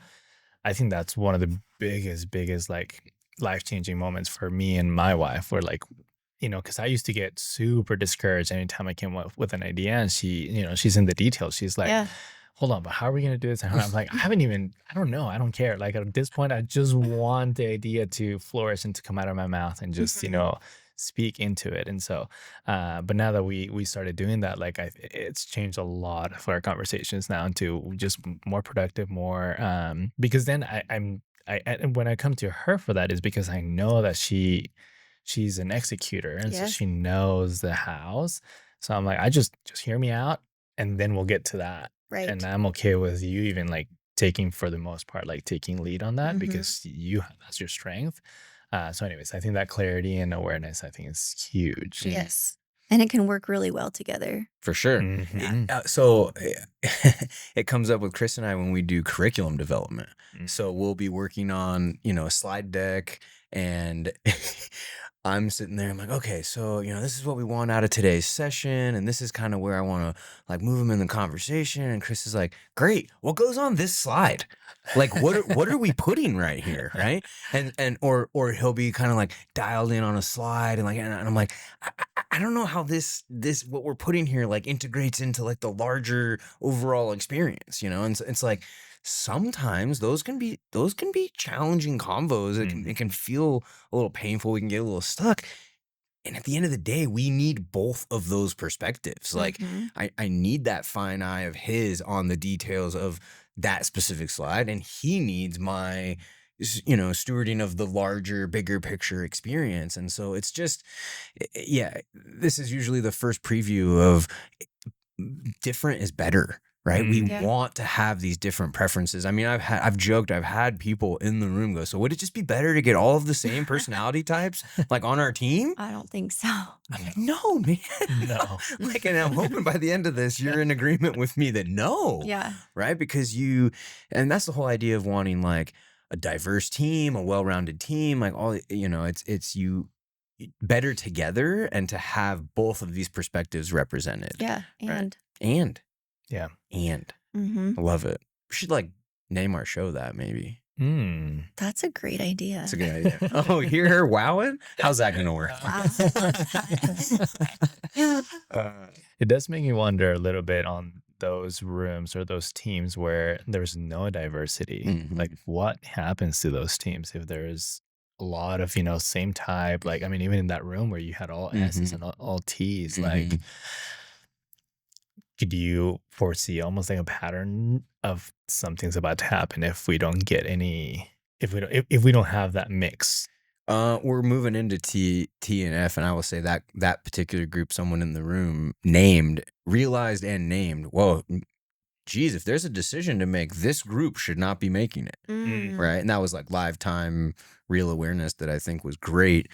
On the sensing and intuiting side, they typically do get to some awareness of, oh, like we really do need that other side. And it's just very often there's not many of them. And Mm. so, you know, one of my encouragements is if that's true, then you probably want to know who has those other preferences, which would require what? And someone will usually get to like, we got to know people. Yeah. And Mhm. so it points us right back to connection, which is, you know, obviously I'm preaching to my choir Mhm. that like that's a primary focus of ours is creating that relational connection. Yeah. And so even just understanding someone's personality type, like being curious about that and wanting to come to at a connection point and have that conversation about, I don't really know too much about your personality preferences. Have you ever taken an MBTI assessment? Mhm. Right. Leadership series participants all know that they're doing it together.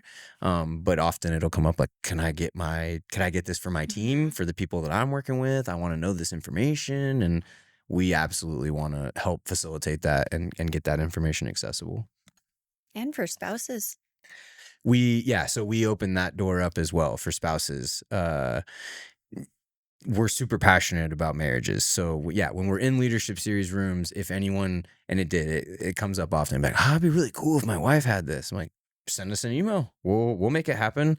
And so yeah, I'll share this, and podcast listeners can have this available to you. So our Lighthouse Institute's cost from the Myers-Briggs for a step 2 interpretive report is $65.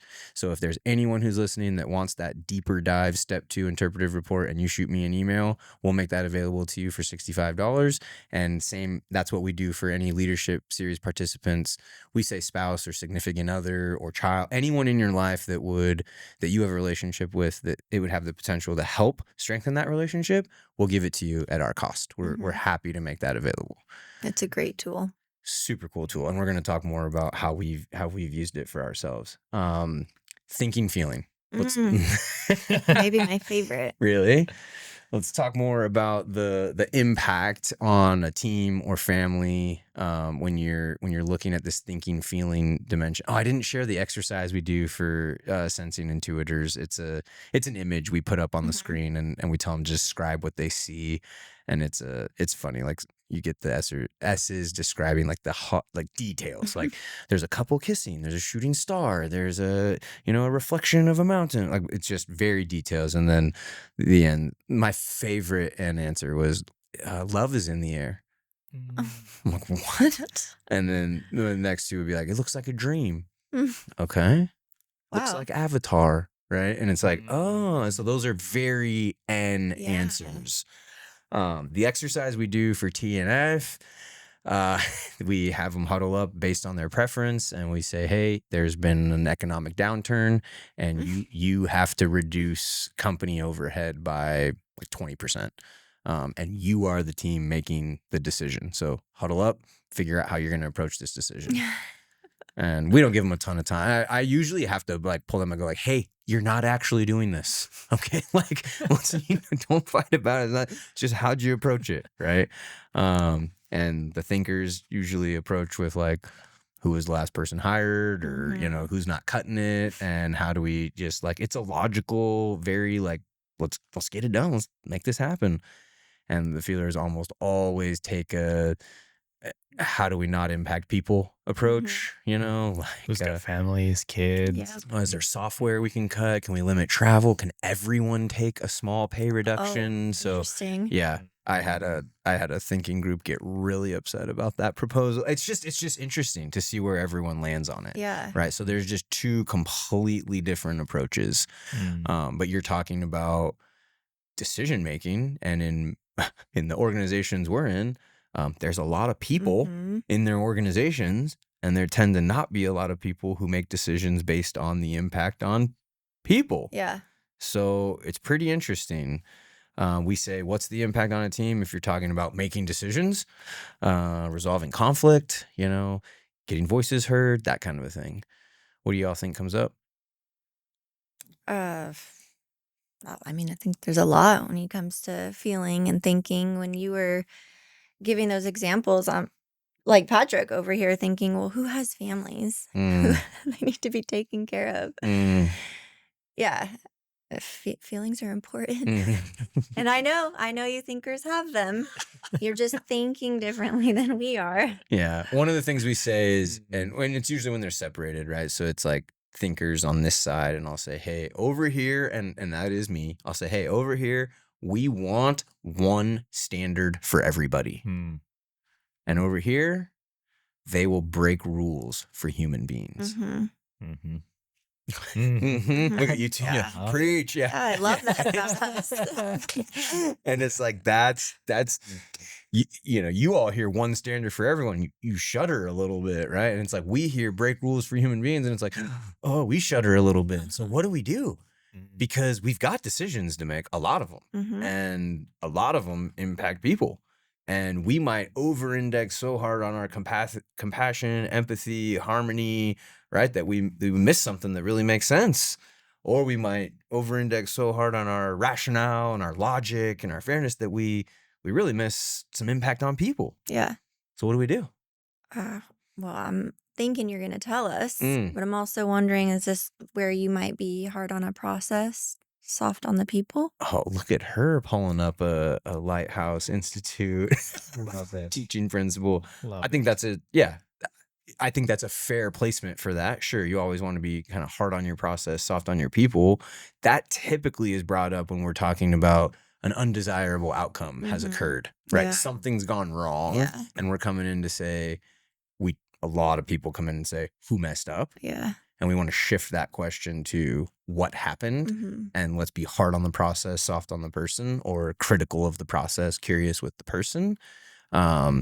This is more in that idea of like, we're making a decision. Yeah. What do we do? Any thoughts, Patrick? I'd like to say that it should be a balance of both. Which it's kind of, I think it's hard because on the thinker side, if you come up with, say, a law, you can't really have a wishy-washy law. It's either black or it's white.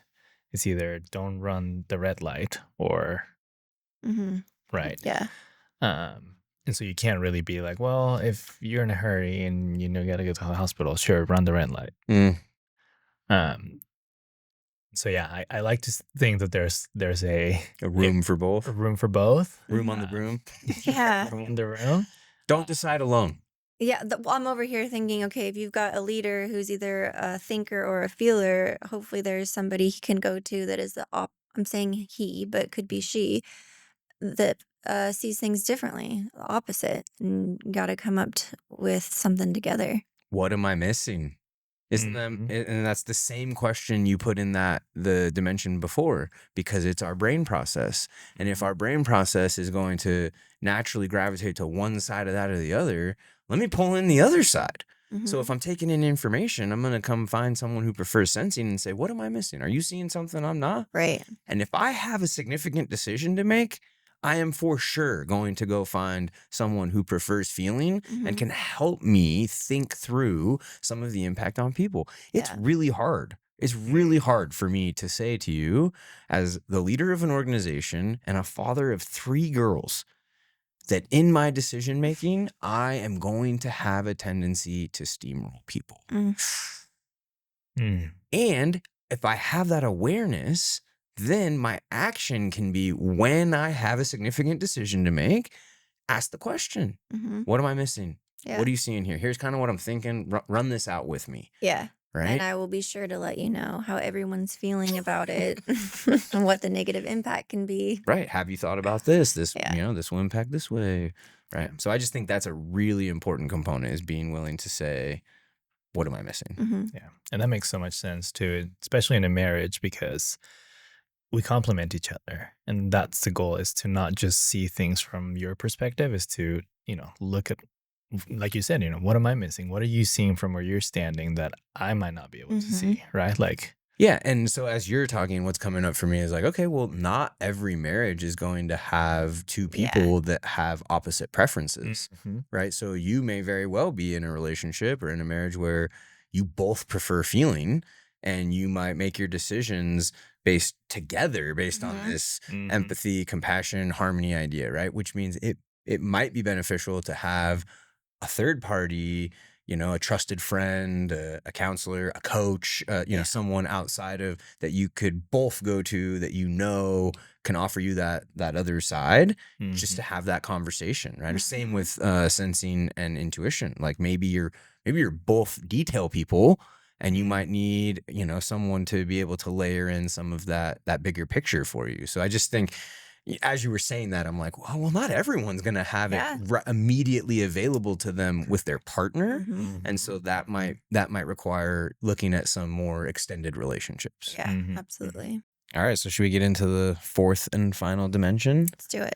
How we interact with the external world, the judging, the perceiving. This one, the prompt is super simple. It's, how might this create conflict?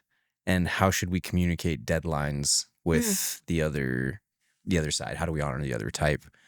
I'm just going to tell you all that pretty quickly in the room, those who prefer judging get to the idea of give them a fake deadline. Like, if it's due on the 30th, tell them it's due on the 25th. You tend to, we've already talked about, your preference is slight. So you've come out as someone who prefers judging before, someone who just prefers perceiving. I do think you're pressure prompted, which can sometimes get us in trouble because we're both pressure prompted. What do you think is the impact on the P group when the J's say, let's give them a fake deadline? What do you think they get to? Well, if they know about it, I feel like, do you trust me to get this done? Wildly offensive. Yeah. They're like, that would be such a huge trust withdrawal. Like it would, they threaten high levels of pistivity. Yeah. Love that word. That's my made up word. So I basically say, don't do that. Like if I'm short on time in that session, I'll save them having the conversation, but just don't do that. Like have a better conversation than come up with a fake deadline. Yeah. So what do we do, knowing that this dimension has the potential to really create some conflict? How do we talk about deadlines? Like what's needed here, do you guys think? Conversation. Ask some questions, get some clarity. Yeah, understand. Sorry, go ahead. No, I'm just, if the person gets the job done on time, why are we bugging them? Yeah, understanding how the other side operates and what the expectations are. And like Bree said, if they have competence, if they are able to meet the deadline, then why mess with their system? Why mess with the way that they're getting to the finish line? And like you said earlier, if the issue is that they're not getting to the finish line, then that's a different issue. That's something else. Yeah. But if how to get there, they have a different system than yours. And as long as it's not affecting anybody else or your system, then let them go in the way that they want to go. Yeah. I do think communication is absolutely key, and being able to ask good questions. Yeah. So oftentimes the J group will say something like, well, okay, so we'll just, we'll give them the deadline of the 30th, but we'll tell them we want to check in on the 15th. And then usually someone on the P side will be like, for what? Yeah. Like, well, what do you want to see on the 15th? And I'm like, as cheeky as you're being right now, that's actually the right question, right? It's okay. And that's not uncommon. It's like, hey, there's something going on. I want to have a check-in. As someone who knows that they are pressure prompted and is very clear in that preference, these are the kinds of questions I'm asking. When's the latest I can give it to you? Yeah. Is this actually the deadline? Right? And if there's a check-in, what do you expect to see? Is it going to be okay to show up to that check-in and verbally tell you everything I've been thinking about? Or do you need to see something on paper? Right? Like, so we need to know those things. I always encourage those with J's to just come at it through the lens of ownership. Like, hey, I tend to be a bit of like a micromanager. I really like things like super regimented. I tend to start early and, finish early. And I don't know exactly how you work. Here's how I'm thinking about approaching this. We sit down to check in. Here's maybe what I'm thinking, and really just create as much of that agreement as possible on the front end. Yeah. Does that work for you? Mm-hmm. So I think ultimately what it comes back to is really needing that understanding of each other and realizing where those preferences are, and figuring out individually in the relationship, how do I honor the other type or the preference? I think this is one of those ones that's harder to think about honoring the other type in the macro. And it really comes down to the micro of how do we maintain that connection? What's needed? What are we dealing with right now? It's funny because like as two people who are pressure prompted, we are very meticulous about hitting our deadlines professionally, and we sometimes struggle meeting deadlines personally, like showing up on time or Yeah, I'll show up on time to whatever sport the kid has or appointments or classes that I'm taking. But have you ever seen me show up at 9 a.m. for a staff meeting? It's always 9:01, 9:02. Yeah. Which in some regard, if we go back to the earlier statement, we would say, well, that's not a personality preference at play. That's a boundary issue, time, all those things. Absolutely. Which is true. But it's just an interesting fact I know to be true about us, right? That, on the personal side, we can tend to let that go a little further. So wait, tell me more a little bit about that. Like, so in the professional world, you're meeting those deadlines, and then is it in the family, in the marriage? Like I've never been late for facilitation ever. Yeah. It's never going to happen, right? Like 100%, I can tell you it will never happen. But if we say we're leaving at 10:30 a.m. to go to your house at 5 p.m. for dinner, we'll be there at 5:10. Interesting. Yeah. We're leaving at 10:30 to go play pickleball. We're leaving at like 11. Why do you think there's that difference? I don't know. I don't know. If you could help us figure that out, that'd be helpful. I mean, do you think it's because you both have different personalities and therefore, I don't know, or do you think it's like... I think the stakes are low and the stakes are high in other environments for us. Yeah. And so I think we just naturally kind of downshift our level of, seriousness, intensity, commitment, and so the stakes end up being lower. And it's like, do the girls really need an hour to warm up for their softball game? Or can, is 50 minutes going to be okay? Yeah. I mean, I do think there's a level of, in all of this that we're talking of balance and of room for just allowing yourself to have that decompression, like, I mean, even in your brain, like your brain is not directly attached to your cranium. Like there is room in there for wiggle, right? And so I would say that if you are, say, an extrovert, right? If we go back to stage one, the first dimension, if you're an extrovert and you only operate in that world, in that energy level the whole time, you're going to crash eventually. You're going to burn. Like you can't just be 100% an extrovert, right? And so maybe in the same way, if you're operating with like this standard of like, yeah, we're never going to be late to a session. We're never going to be late to this. We're, like the things that matter that, like, I mean, everything matters if you were to go that way, but the things that have the higher stake, you're not going to compromise on that. Like you're going to be at the airport at the time that you need to be at the airport. You're going to not miss that flight. But other things, I was like, yeah, hey, we're gonna go play pickleball. Like, it's Mhm. fine. It's Yeah. okay. So you gotta have breathing Flexibility. room, that flexibility. Yes. All right, so that essentially covers all the MBTI dimensions. I think everyone should have a pretty deep understanding of the different aspects of personality. I want to talk about a couple of the resources that the Step 2 interpretive report specifically offers, which we encourage participants to use. We call them the resource pages 9, 11, 12, and it's about applying your Step 2 results to communication, to managing change, and navigating conflict. So anyone who's, just tackling that free version, 16personalities.com, this is not going to be available as part of that report. But the Step 2 interpretive report that we provide does have it. And I have found them to be extremely valuable. So if you go to like page 9, it's going to say applying your results to communication.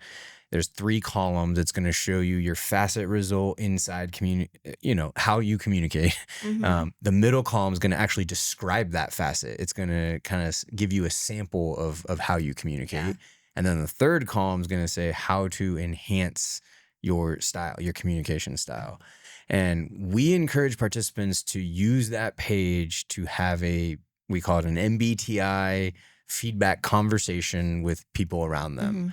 And I always give 2 examples in the room. I give an example of using page 9, which is communication, and I give an example of using page 12, which is, they call it managing conflict. We prefer navigating conflict because you don't manage conflict, you just navigate it. And I use personal examples in both, which both relate to you. Ooh, Yeah. let's hear it. So on page 9, and typically, again, I'm in this particular facet comes out of the thinking feeling dimension, which a lot of people in rooms I'm in share that thinking preference. So my facet result is tough. The two sides of that are either tough or tender. So some people will have tender down there on the bottom in their communication. That's Brianna. Other people will have tough. That's me. And then some people will have both. It'll say tough, tender, mid-zone, how you communicate, right? So my communication description is you embody the phrase, let's get on with it. And the enhancement is recognize that your way of moving forward may not be right for the situation.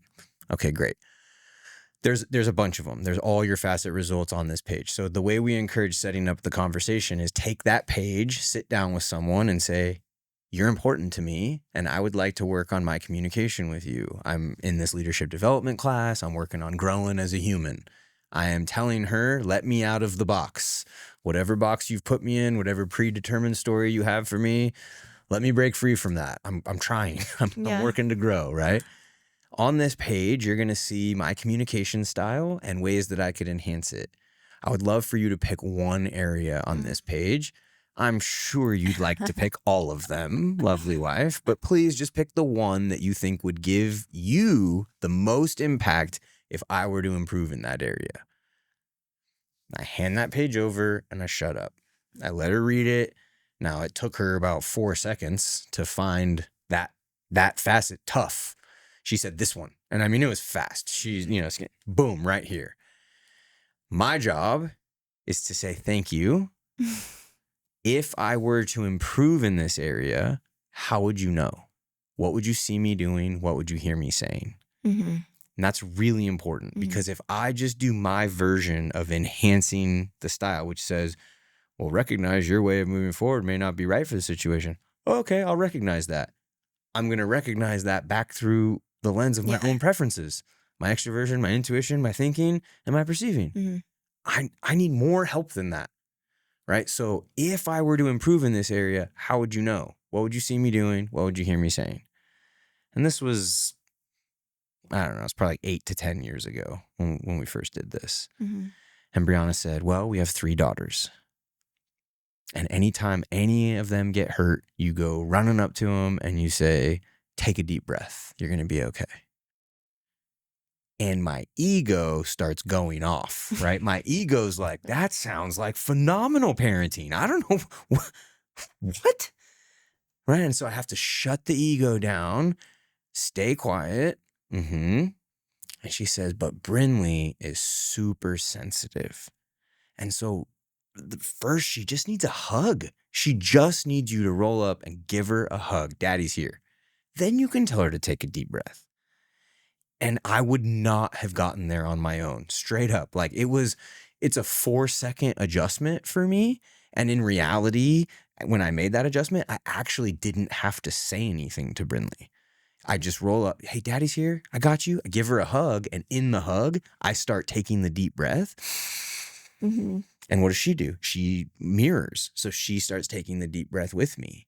I would have never gotten that on my own, right? I needed Brianna's wisdom in her sensing, being in the details, and her feeling and understanding Brinley, and then the courage that she had to give me that feedback. So I had to ask that question in order to get there. We highly, highly encourage participants to use those pages to have those kinds of conversations where you can get that level of feedback. But you have to ask that question behind the question. Yeah. If I were to improve in this area, how would you know? Mm-hmm. What would you see me doing? What would you hear me saying? What comes up for you with that story, or what have you noticed? Well, I think more specifically, yes, it takes a lot of courage for somebody to say, hey, here's the list, pick something out, let's talk about it.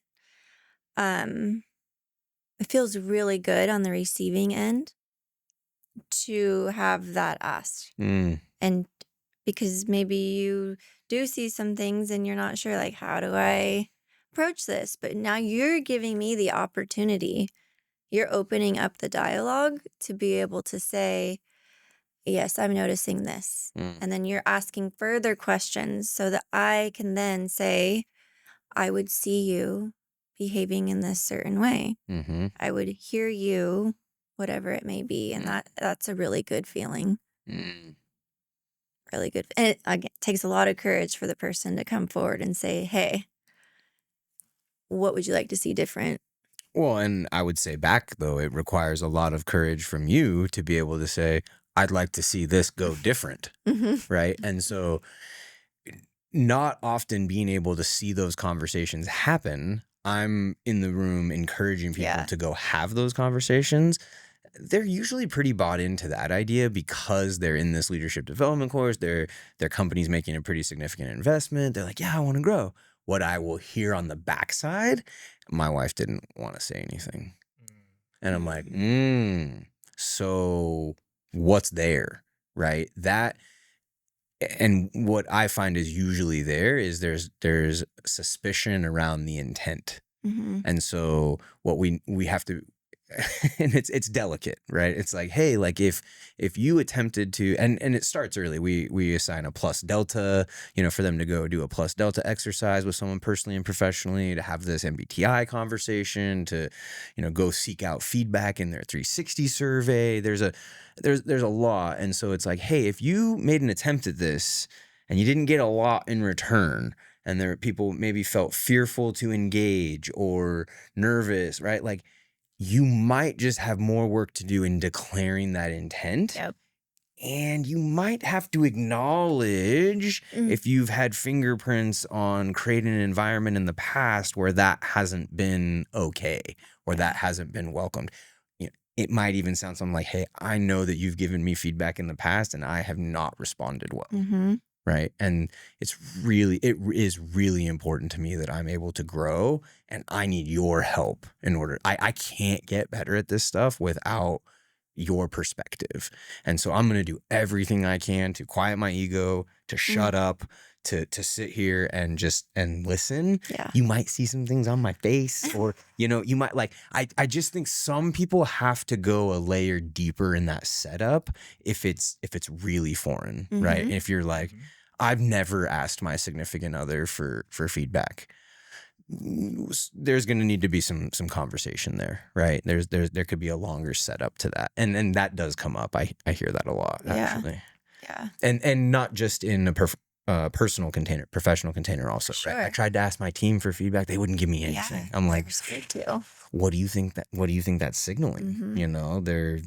Have you created that environment before? Can they trust the environment? Like this isn't going to be a one and done type thing. Yeah. What's coming up? Oh man, to me, this is one of the most valuable, parts of the series of, having that introspect, that looking inside of you of like, man, what, like what can I enhance in the way that I'm showing up to the world? And then, taking that next step and bringing it over to, a coworker, somebody in your team, or, your spouse, and bringing it over, and then trying to do something together to enhance both of that relationships. I think it's so powerful. And then coming from the other side, like right now, you were the way that you were um, showing us this picture, is coming from somebody that maybe is more authoritarian or more overtaking in the relationship, but also from the other side, right? Like somebody that might be maybe fearful, or maybe fear is not the word, but like just more meek, maybe in that. Like, I don't know if I want to ask for feedback. I don't know what is on the other side of that, but having the courage to say, hey, maybe I have not been doing it the right way, or, this is not working out for us, obviously. And so what can we do? What would I do that would show for you that I'm doing this right, that I'm making that change? And so those three questions are so powerful. Like the first time I heard him, actually, I've heard him from Bree in some of our 360s. And man, I wrote it down, and I wrote it down in capitals, and I'm like, this is so powerful. And I use it in every single one of those classes, or those sessions that I do. And so It's super powerful. When I would sit down and do the 360s with people, they'd get their pens out at the end when we were talking about asking for feedback. And I learned it from you. If I were to do this, what would you hear me saying? What would you see me doing? And they're always getting their pens out, writing that down. Powerful. Which, and what you're talking about, Patrick, is more of like a precursor mindset to engaging into these conversations, that feedback is a gift, right? That we talked about it when we talked about setting up the 360, that we fundamentally have to believe we have blind spots. We fundamentally have to believe that other people around us can see things we might not be able to see. We have to start there. It's really hard to identify any blind spots if we insist we don't have any. Yeah. Right. And so you talked about maybe having a driver. We're starting to have those conversations, right? Like I took Braylon on a couple driving excursions, and it's like, okay, these are blind spots. This means you can't use your mirrors to see these spots. You have to physically move your head to go look at that little blind spot over there, right? And in life, as we go through just our daily functions of all the places, there's just things we literally cannot see. We can't move our head to that position to see it. And so we have to be willing to empower people around us to say, hey, I see something here, right? And so that's first and foremost in what you're saying. And then asking those deeper questions, the follow-up questions to get that the actual, it's really behavior. What we're talking about, see you doing, hear you saying, is how we get to the behavior that this person wants out of me, right? So the other one that I use in the room as an example is specifically around conflict. And you actually kind of mentioned it earlier. I don't remember the exact, you were talking about needing a break in conversation. And so on my page 12 that says applying my step 2 results to conflict, says, I think it's also tough. I think it's the same facet. There was a theme that day when you were picking for me. And it says, you push to resolve the conflict immediately. That's what it says about me, which is true. Yeah, you push to resolve the conflict immediately. And then the enhancement says, recognize that delays in implementation may be conducive to your goal.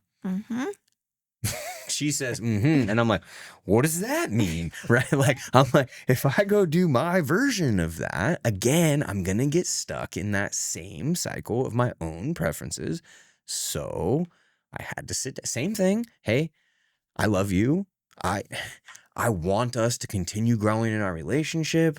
I've just taken, she didn't have the MBTI when I did this. I had, just done it myself. I'd gone through the certification. I'm doing all this. I just passed that one page over and say, this tells you how I navigate conflict. I want you to pick one area that would be really impactful to you if I were to grow in that area. She picked that one pretty quickly, right? And I said, tell me more. If I were to improve in this, how would you know? What would you see me doing, hear me saying? And in the room, I tell people, I'm like, she says, every time that our conversations start to get, contentious or heated and like I need a break, you freak out. And I'm like, yeah, I hear Ross and Rachel, like we're on a break. And like, and, I get a couple chuckles. I'm getting old. And so like not as many people watch Friends. Yeah, it's not landing as like it used to. But that was their thing. We were on a break. And it's like, I don't want to break up. Like, are we getting divorced? What's happening? And she's like, I need 5 minutes. Like, I need a drink of water. I need to, she said, move her body or get some perspective. And I used to just stew and spin out, and I would just think the worst, and and she'd come back, and I'd be worse off for the conversation than beforehand, and so then I wouldn't want her to leave the break, or I wouldn't want her to leave the convo to take the break, and that conversation for me at least unlocked a lot, and it was, no, I just need a time container, so she can now tell me, hey, I would love a break from this conversation. Can we revisit it tonight after the girls go to bed? Can we pick this up tomorrow? Whatever it might be. Like, you want to take that ball and run with it? Anything that comes up for you? Well, I know for me in conflict, sometimes I need the break just because I know if I take the break, I will calm down personally and I won't be as angry. So I think it's beneficial to Josh if I take some time. Then it's like I process and I start thinking about all the ways we got there and maybe my involvement in it. And instead of at the very beginning, I want a finger point. So taking a break sometimes is also my chance to evaluate the situation and come off of the heat. Which makes so much sense, especially when we talk comfort zone, learning zone, danger zone, and we talk about the idea of .B, stop, take a breath, power the pause, get some reflection, get some perspective, right? But my mode is to go harder into that conflict, which is going to come up in a second when I talk about type dynamics, right? And so getting that break is very valuable. Talking it out together and how that shows up for me versus how that shows up for her gave us more language and more ability to navigate it without getting further apart during that break. Would you agree? Yeah, absolutely. Yeah. Yeah, no, I'm with you on that. I'm on the same camp as Bree, that I need that break. Sometimes I need that pause, and oftentimes my stubbornness maybe wants me to keep going, and I'm doing a disservice to the other person because I am not showing up in the way that I should be showing up, or in the way that I want to show up. And so, recognizing that, it takes also some awareness, and saying like, I think I need a break. It's so hard sometimes to say, but if you know the value behind it, what it actually does to that conflict, it's worth it. So Yeah, it's good. Kind of like when you get mad at your kid and you're angry and you're like, okay, no phone for a month. And then you take an hour and you're like, oh, the thing that they just did kind of made sense. It wasn't okay, but I get where they got there. We're just taking your phone away for a few days. Yeah. Just sometimes you need time to process. Or you're talking about regulation. Yeah, like regulation. We need to regulate and not try to make rational decisions when we're deregulated. That's a whole nother topic. So we need to regulate, then rationalize, which actually is a good segue into the type dynamics idea. I just mentioned comfort zone, learning zone, danger zone. In type dynamics, which in the step 2 interpretive report would be page 13 of the report, you're going to see a blue diamond, and it's going to talk about your brain processes and in order of preference. And it talks about basically what your brain works through in stress. And I would love for our participants that are listening to be able to capture their label for making their way. Myers-Briggs calls it in the grip. In the grip would be, if you're living in stress, it'd be very similar to the danger zone. You'd say learning's off, curiosity's off. You're not in a good place. They call it your least preferred brain process, which is a nice way of saying your brain's worst process, right? So on that blue diamond up at the top, it's going to say 1 best. This is your number 1, your best when your brain's at its best, it's in this process. For me, it's intuition and it's extroverted, right? So extroverted intuition, that's whiteboard, ideation, talking to someone else about it. Patrick's eyes are getting massive right now, right? And then my number 2 is thinking. That's my next best, but that's introverted. When I got a decision and I'm thinking about it, I'm very much in my head, right? Brianna will be like, "Where'd you go?" And then my third is feeling, and when I get down at third, it's the bottom of the blue diamond. I call this on tilt. This is first signs of stress. This isn't really where you want to be, right? But then you make your way around to your fourth process, least preferred. My worst process is sensing, and it's opposite of my number 1. Right. So because I lead with intuition, big picture, when I make my way all the way around to sensing, that would be in the grip. Right. My label, what people will likely see or hear, or I will see, hear, experience, the label is obsessed with small details. So when I'm in the grip, that's, and it's good for her to know that, good for me to know that. Like if I'm obsessing over small details, I'm not at my best. And so the shorthand for me is get back to my other made up word, which is potential, right? Half possibility, half potential. Like get back to potential. That's going to pull me back to my number 1. So anyone who leads with intuition, if you have N up at the top as 1 and you have S over as 4, your label is obsessed with small details, right? The opposite would be someone who leads with sensing. Sensing's their number 1. That's, again, in the weeds. It's in the details, right? And they're going to make their way around to intuition. That's going to be in the grip. Someone whose S is focused on the details. Now they've drawn things together. The label for S to N is catastrophizing, which means, well, now not just this thing sucks, that sucks, this sucks, my life sucks, my work sucks, like light it all on fire. I'm catastrophizing everything. Does that remind you of someone? Yeah, a little bit, but that's actually not yours.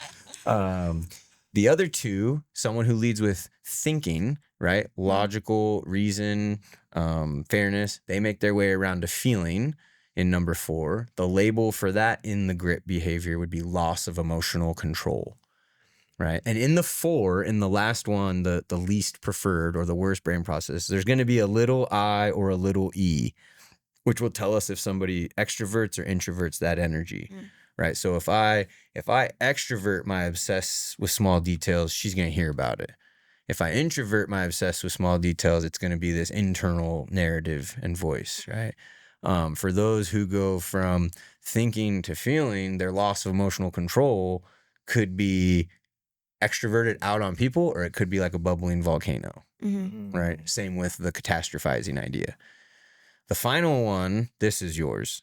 When you lead with feeling, when feeling's your number 1, you're thinking about people, harmony, empathy, compassion. Make your way around the number 4, which is thinking. The in the grip behavior is overly critical, snide remarks. So What? So if overly critical, snide remarks are coming from someone who normally leads with feeling, that's your sign. You're in stress. You're in the grip. It's time to get back around, right? So I tell people page 13 can be a cheat code if you just reverse those arrows and work your way back around to your brain's preferred process. Yeah. So MBTI is a very deep dive. Like I said, it's a 17-page report. We spend an entire session on it in the leadership series, 5 of our 65 hours. I think it's an incredible resource. I revisit mine very often. We revisit ours together. I think understanding personality has given us a lot of tools and language to enhance our marriage, our parenting, everything in between. Agree, disagree? I agree 100%. That's super important. Marriage, parenting, your relationships with your family and your friends. You know, you might have a negative feeling or a negative story in your head about someone, and then you kind of start to understand their style. And it's like, oh, okay, makes sense why maybe I haven't heard from them. They need a moment. Yeah, they're processing. They're processing. Awesome. Well, we're getting close to letting you go for today, with awareness that this will need to be the first of several, if not many. Okay. But I'm curious, just as, you know, we're hitting 21 years of marriage, a lot of people would say, what's the secret? Or what would be kind of your advice? Any thoughts on the secret to marriage, Secret getting to this sauce. point? Yeah. You know, I love to bake, so I think it's a good recipe of lots of ingredients. I wouldn't say there's one. Oh, there's not just one ingredient. First and foremost, I would say grace and forgiveness, because we're human and I make mistakes, you make mistakes. And if I want forgiveness when I screw up, I'm going to give that. That's funny. We didn't talk about this, but I would say if there's a secret ingredient to relational longevity, I would say it's forgiveness. Yeah. Yeah. I would say I don't know that there's any relationship, friendship, romantic relationship, business relationship that can have longevity without forgiveness, without grace. Yeah. Yeah. Agreed. I'd fully agree. And then I think like it just makes sense for us to share the song lyric that we share every time we are invited to a wedding. Yeah. Brianna and I have a song. Our song is by Maroon 5. What song is it? Could You Be Loved? Ooh, you're close. I'm so close. Yeah, She Will Be Loved. She Will Be Loved. No, I mixed it up with Bob Marley. She's like some Bob Marley. Yeah. She Will Be Loved by Maroon 5. Yep. And what is our favorite line that we like to share in every wedding card or when they have you sign the frame or any of those things? Like it's our go-to. Yeah. It's not always rainbows and butterflies, but compromise that moves us along. Yeah. You want to sing it for us? No, thank you. Yeah. It's not always rainbows and butterflies. It's compromise that moves us along. And I just think about, a team, a relationship, a marriage. It's like you have your way, I have my way, and we're always trying to find that third way, that third path forward, as Chris Vela calls it. And that ultimately is compromise. I don't often get all the things that I want or need, and you don't often get all the things that you want or need, but we find that third path forward. And I think a lot of that's at play in this conversation we just had about personality differences and preferences. And, we set it up like we need each other. We need the other side. We need those perspectives. And I think ultimately if people can just have in their head that it's compromise, it's going to move us forward, not in compromising values or beliefs and things like that, but in navigating the relationship and finding that third path. I think it's super important. Agreed. Yeah. Thank you. Thank you. Yeah, thank you. What a treat for me to be sandwiched between two Donovans today. That was incredible for me. So thank you, Bree, so much for coming. My pleasure. Thanks for having me. All right. Well, as always, hopefully you enjoyed that episode 5 with Brianna, talking all things personality. One of the things that we have been asking you for on these outros is your feedback on the episodes, on the show itself, on how we might be able to improve. One of the things that we've heard come through at this point, we have today, episode 4 released. We're recording this June 15th. And because of our schedule and cadence, the way that we're recording, editing, publishing, pushing out, the episodes are coming out, 2 to 3 months after we record them. And then we have some in the bank. We have this little inventory of episodes that we're working through. So as we're collecting and hearing some feedback, we want you to know it's going to take a little bit for you to see that come to fruition in the episode. So one of the things we've heard recently is that people might want to know a little bit more about you and me. Yeah. I think they want to know more about you, actually, is what I think. I think it's more about you, honestly. And so for today is also a recording day for Patrick and I, and we're recording an episode that will come out in September. It's going to be episode 9. And our intention for that is to take a little bit of a deeper dive into our personal stories and journeys that led us to this point. And so just know we're listening. We want to keep hearing the things that you want to know and hear, and then we will work to incorporate that into what we're doing here. Yeah, totally, absolutely. And if there is something that you want to hear the answer for, like immediately, I mean, we are on social media, we are actively looking at those comments, so we will reply there if it's something that is just a quick reply. However, if there's some topics or something that you want more, us to dive into, that's what we're talking about. So I love that. Yeah. And then just a reminder that the next episode coming out July 15th is going to be round 2 of a conversation with Brianna, where we are able to take a bit of a deeper dive into some more things that are not personality related. And you see that? Yeah, we just couldn't get away from the and. It's leadership and. July is essentially going to end up kind of being the month of Brianna at Lighthouse Institute. She has 2 blog posts that are going to be coming out in connection with her podcast episodes that it's really interesting for me because it kind of follows a similar pattern as the podcast episodes did. The first blog post that she wrote, she just kind of scratched the surface and was keeping it kind of topic related. And she actually came back a couple weeks later and said, I didn't tell a lot of personal stories. I didn't take a deep enough dive into who I am. And then I will just tell you as a preview, the second blog post that she wrote brought high emotion for me. I had a hard time getting through it without actively emoting as I was reading it. And I think it's going to be a huge gift to the world. So I'm excited to continue to watch Brianna step outside of her comfort zone, but then also see the benefits that it's bringing for the people around her. So totally. Yeah.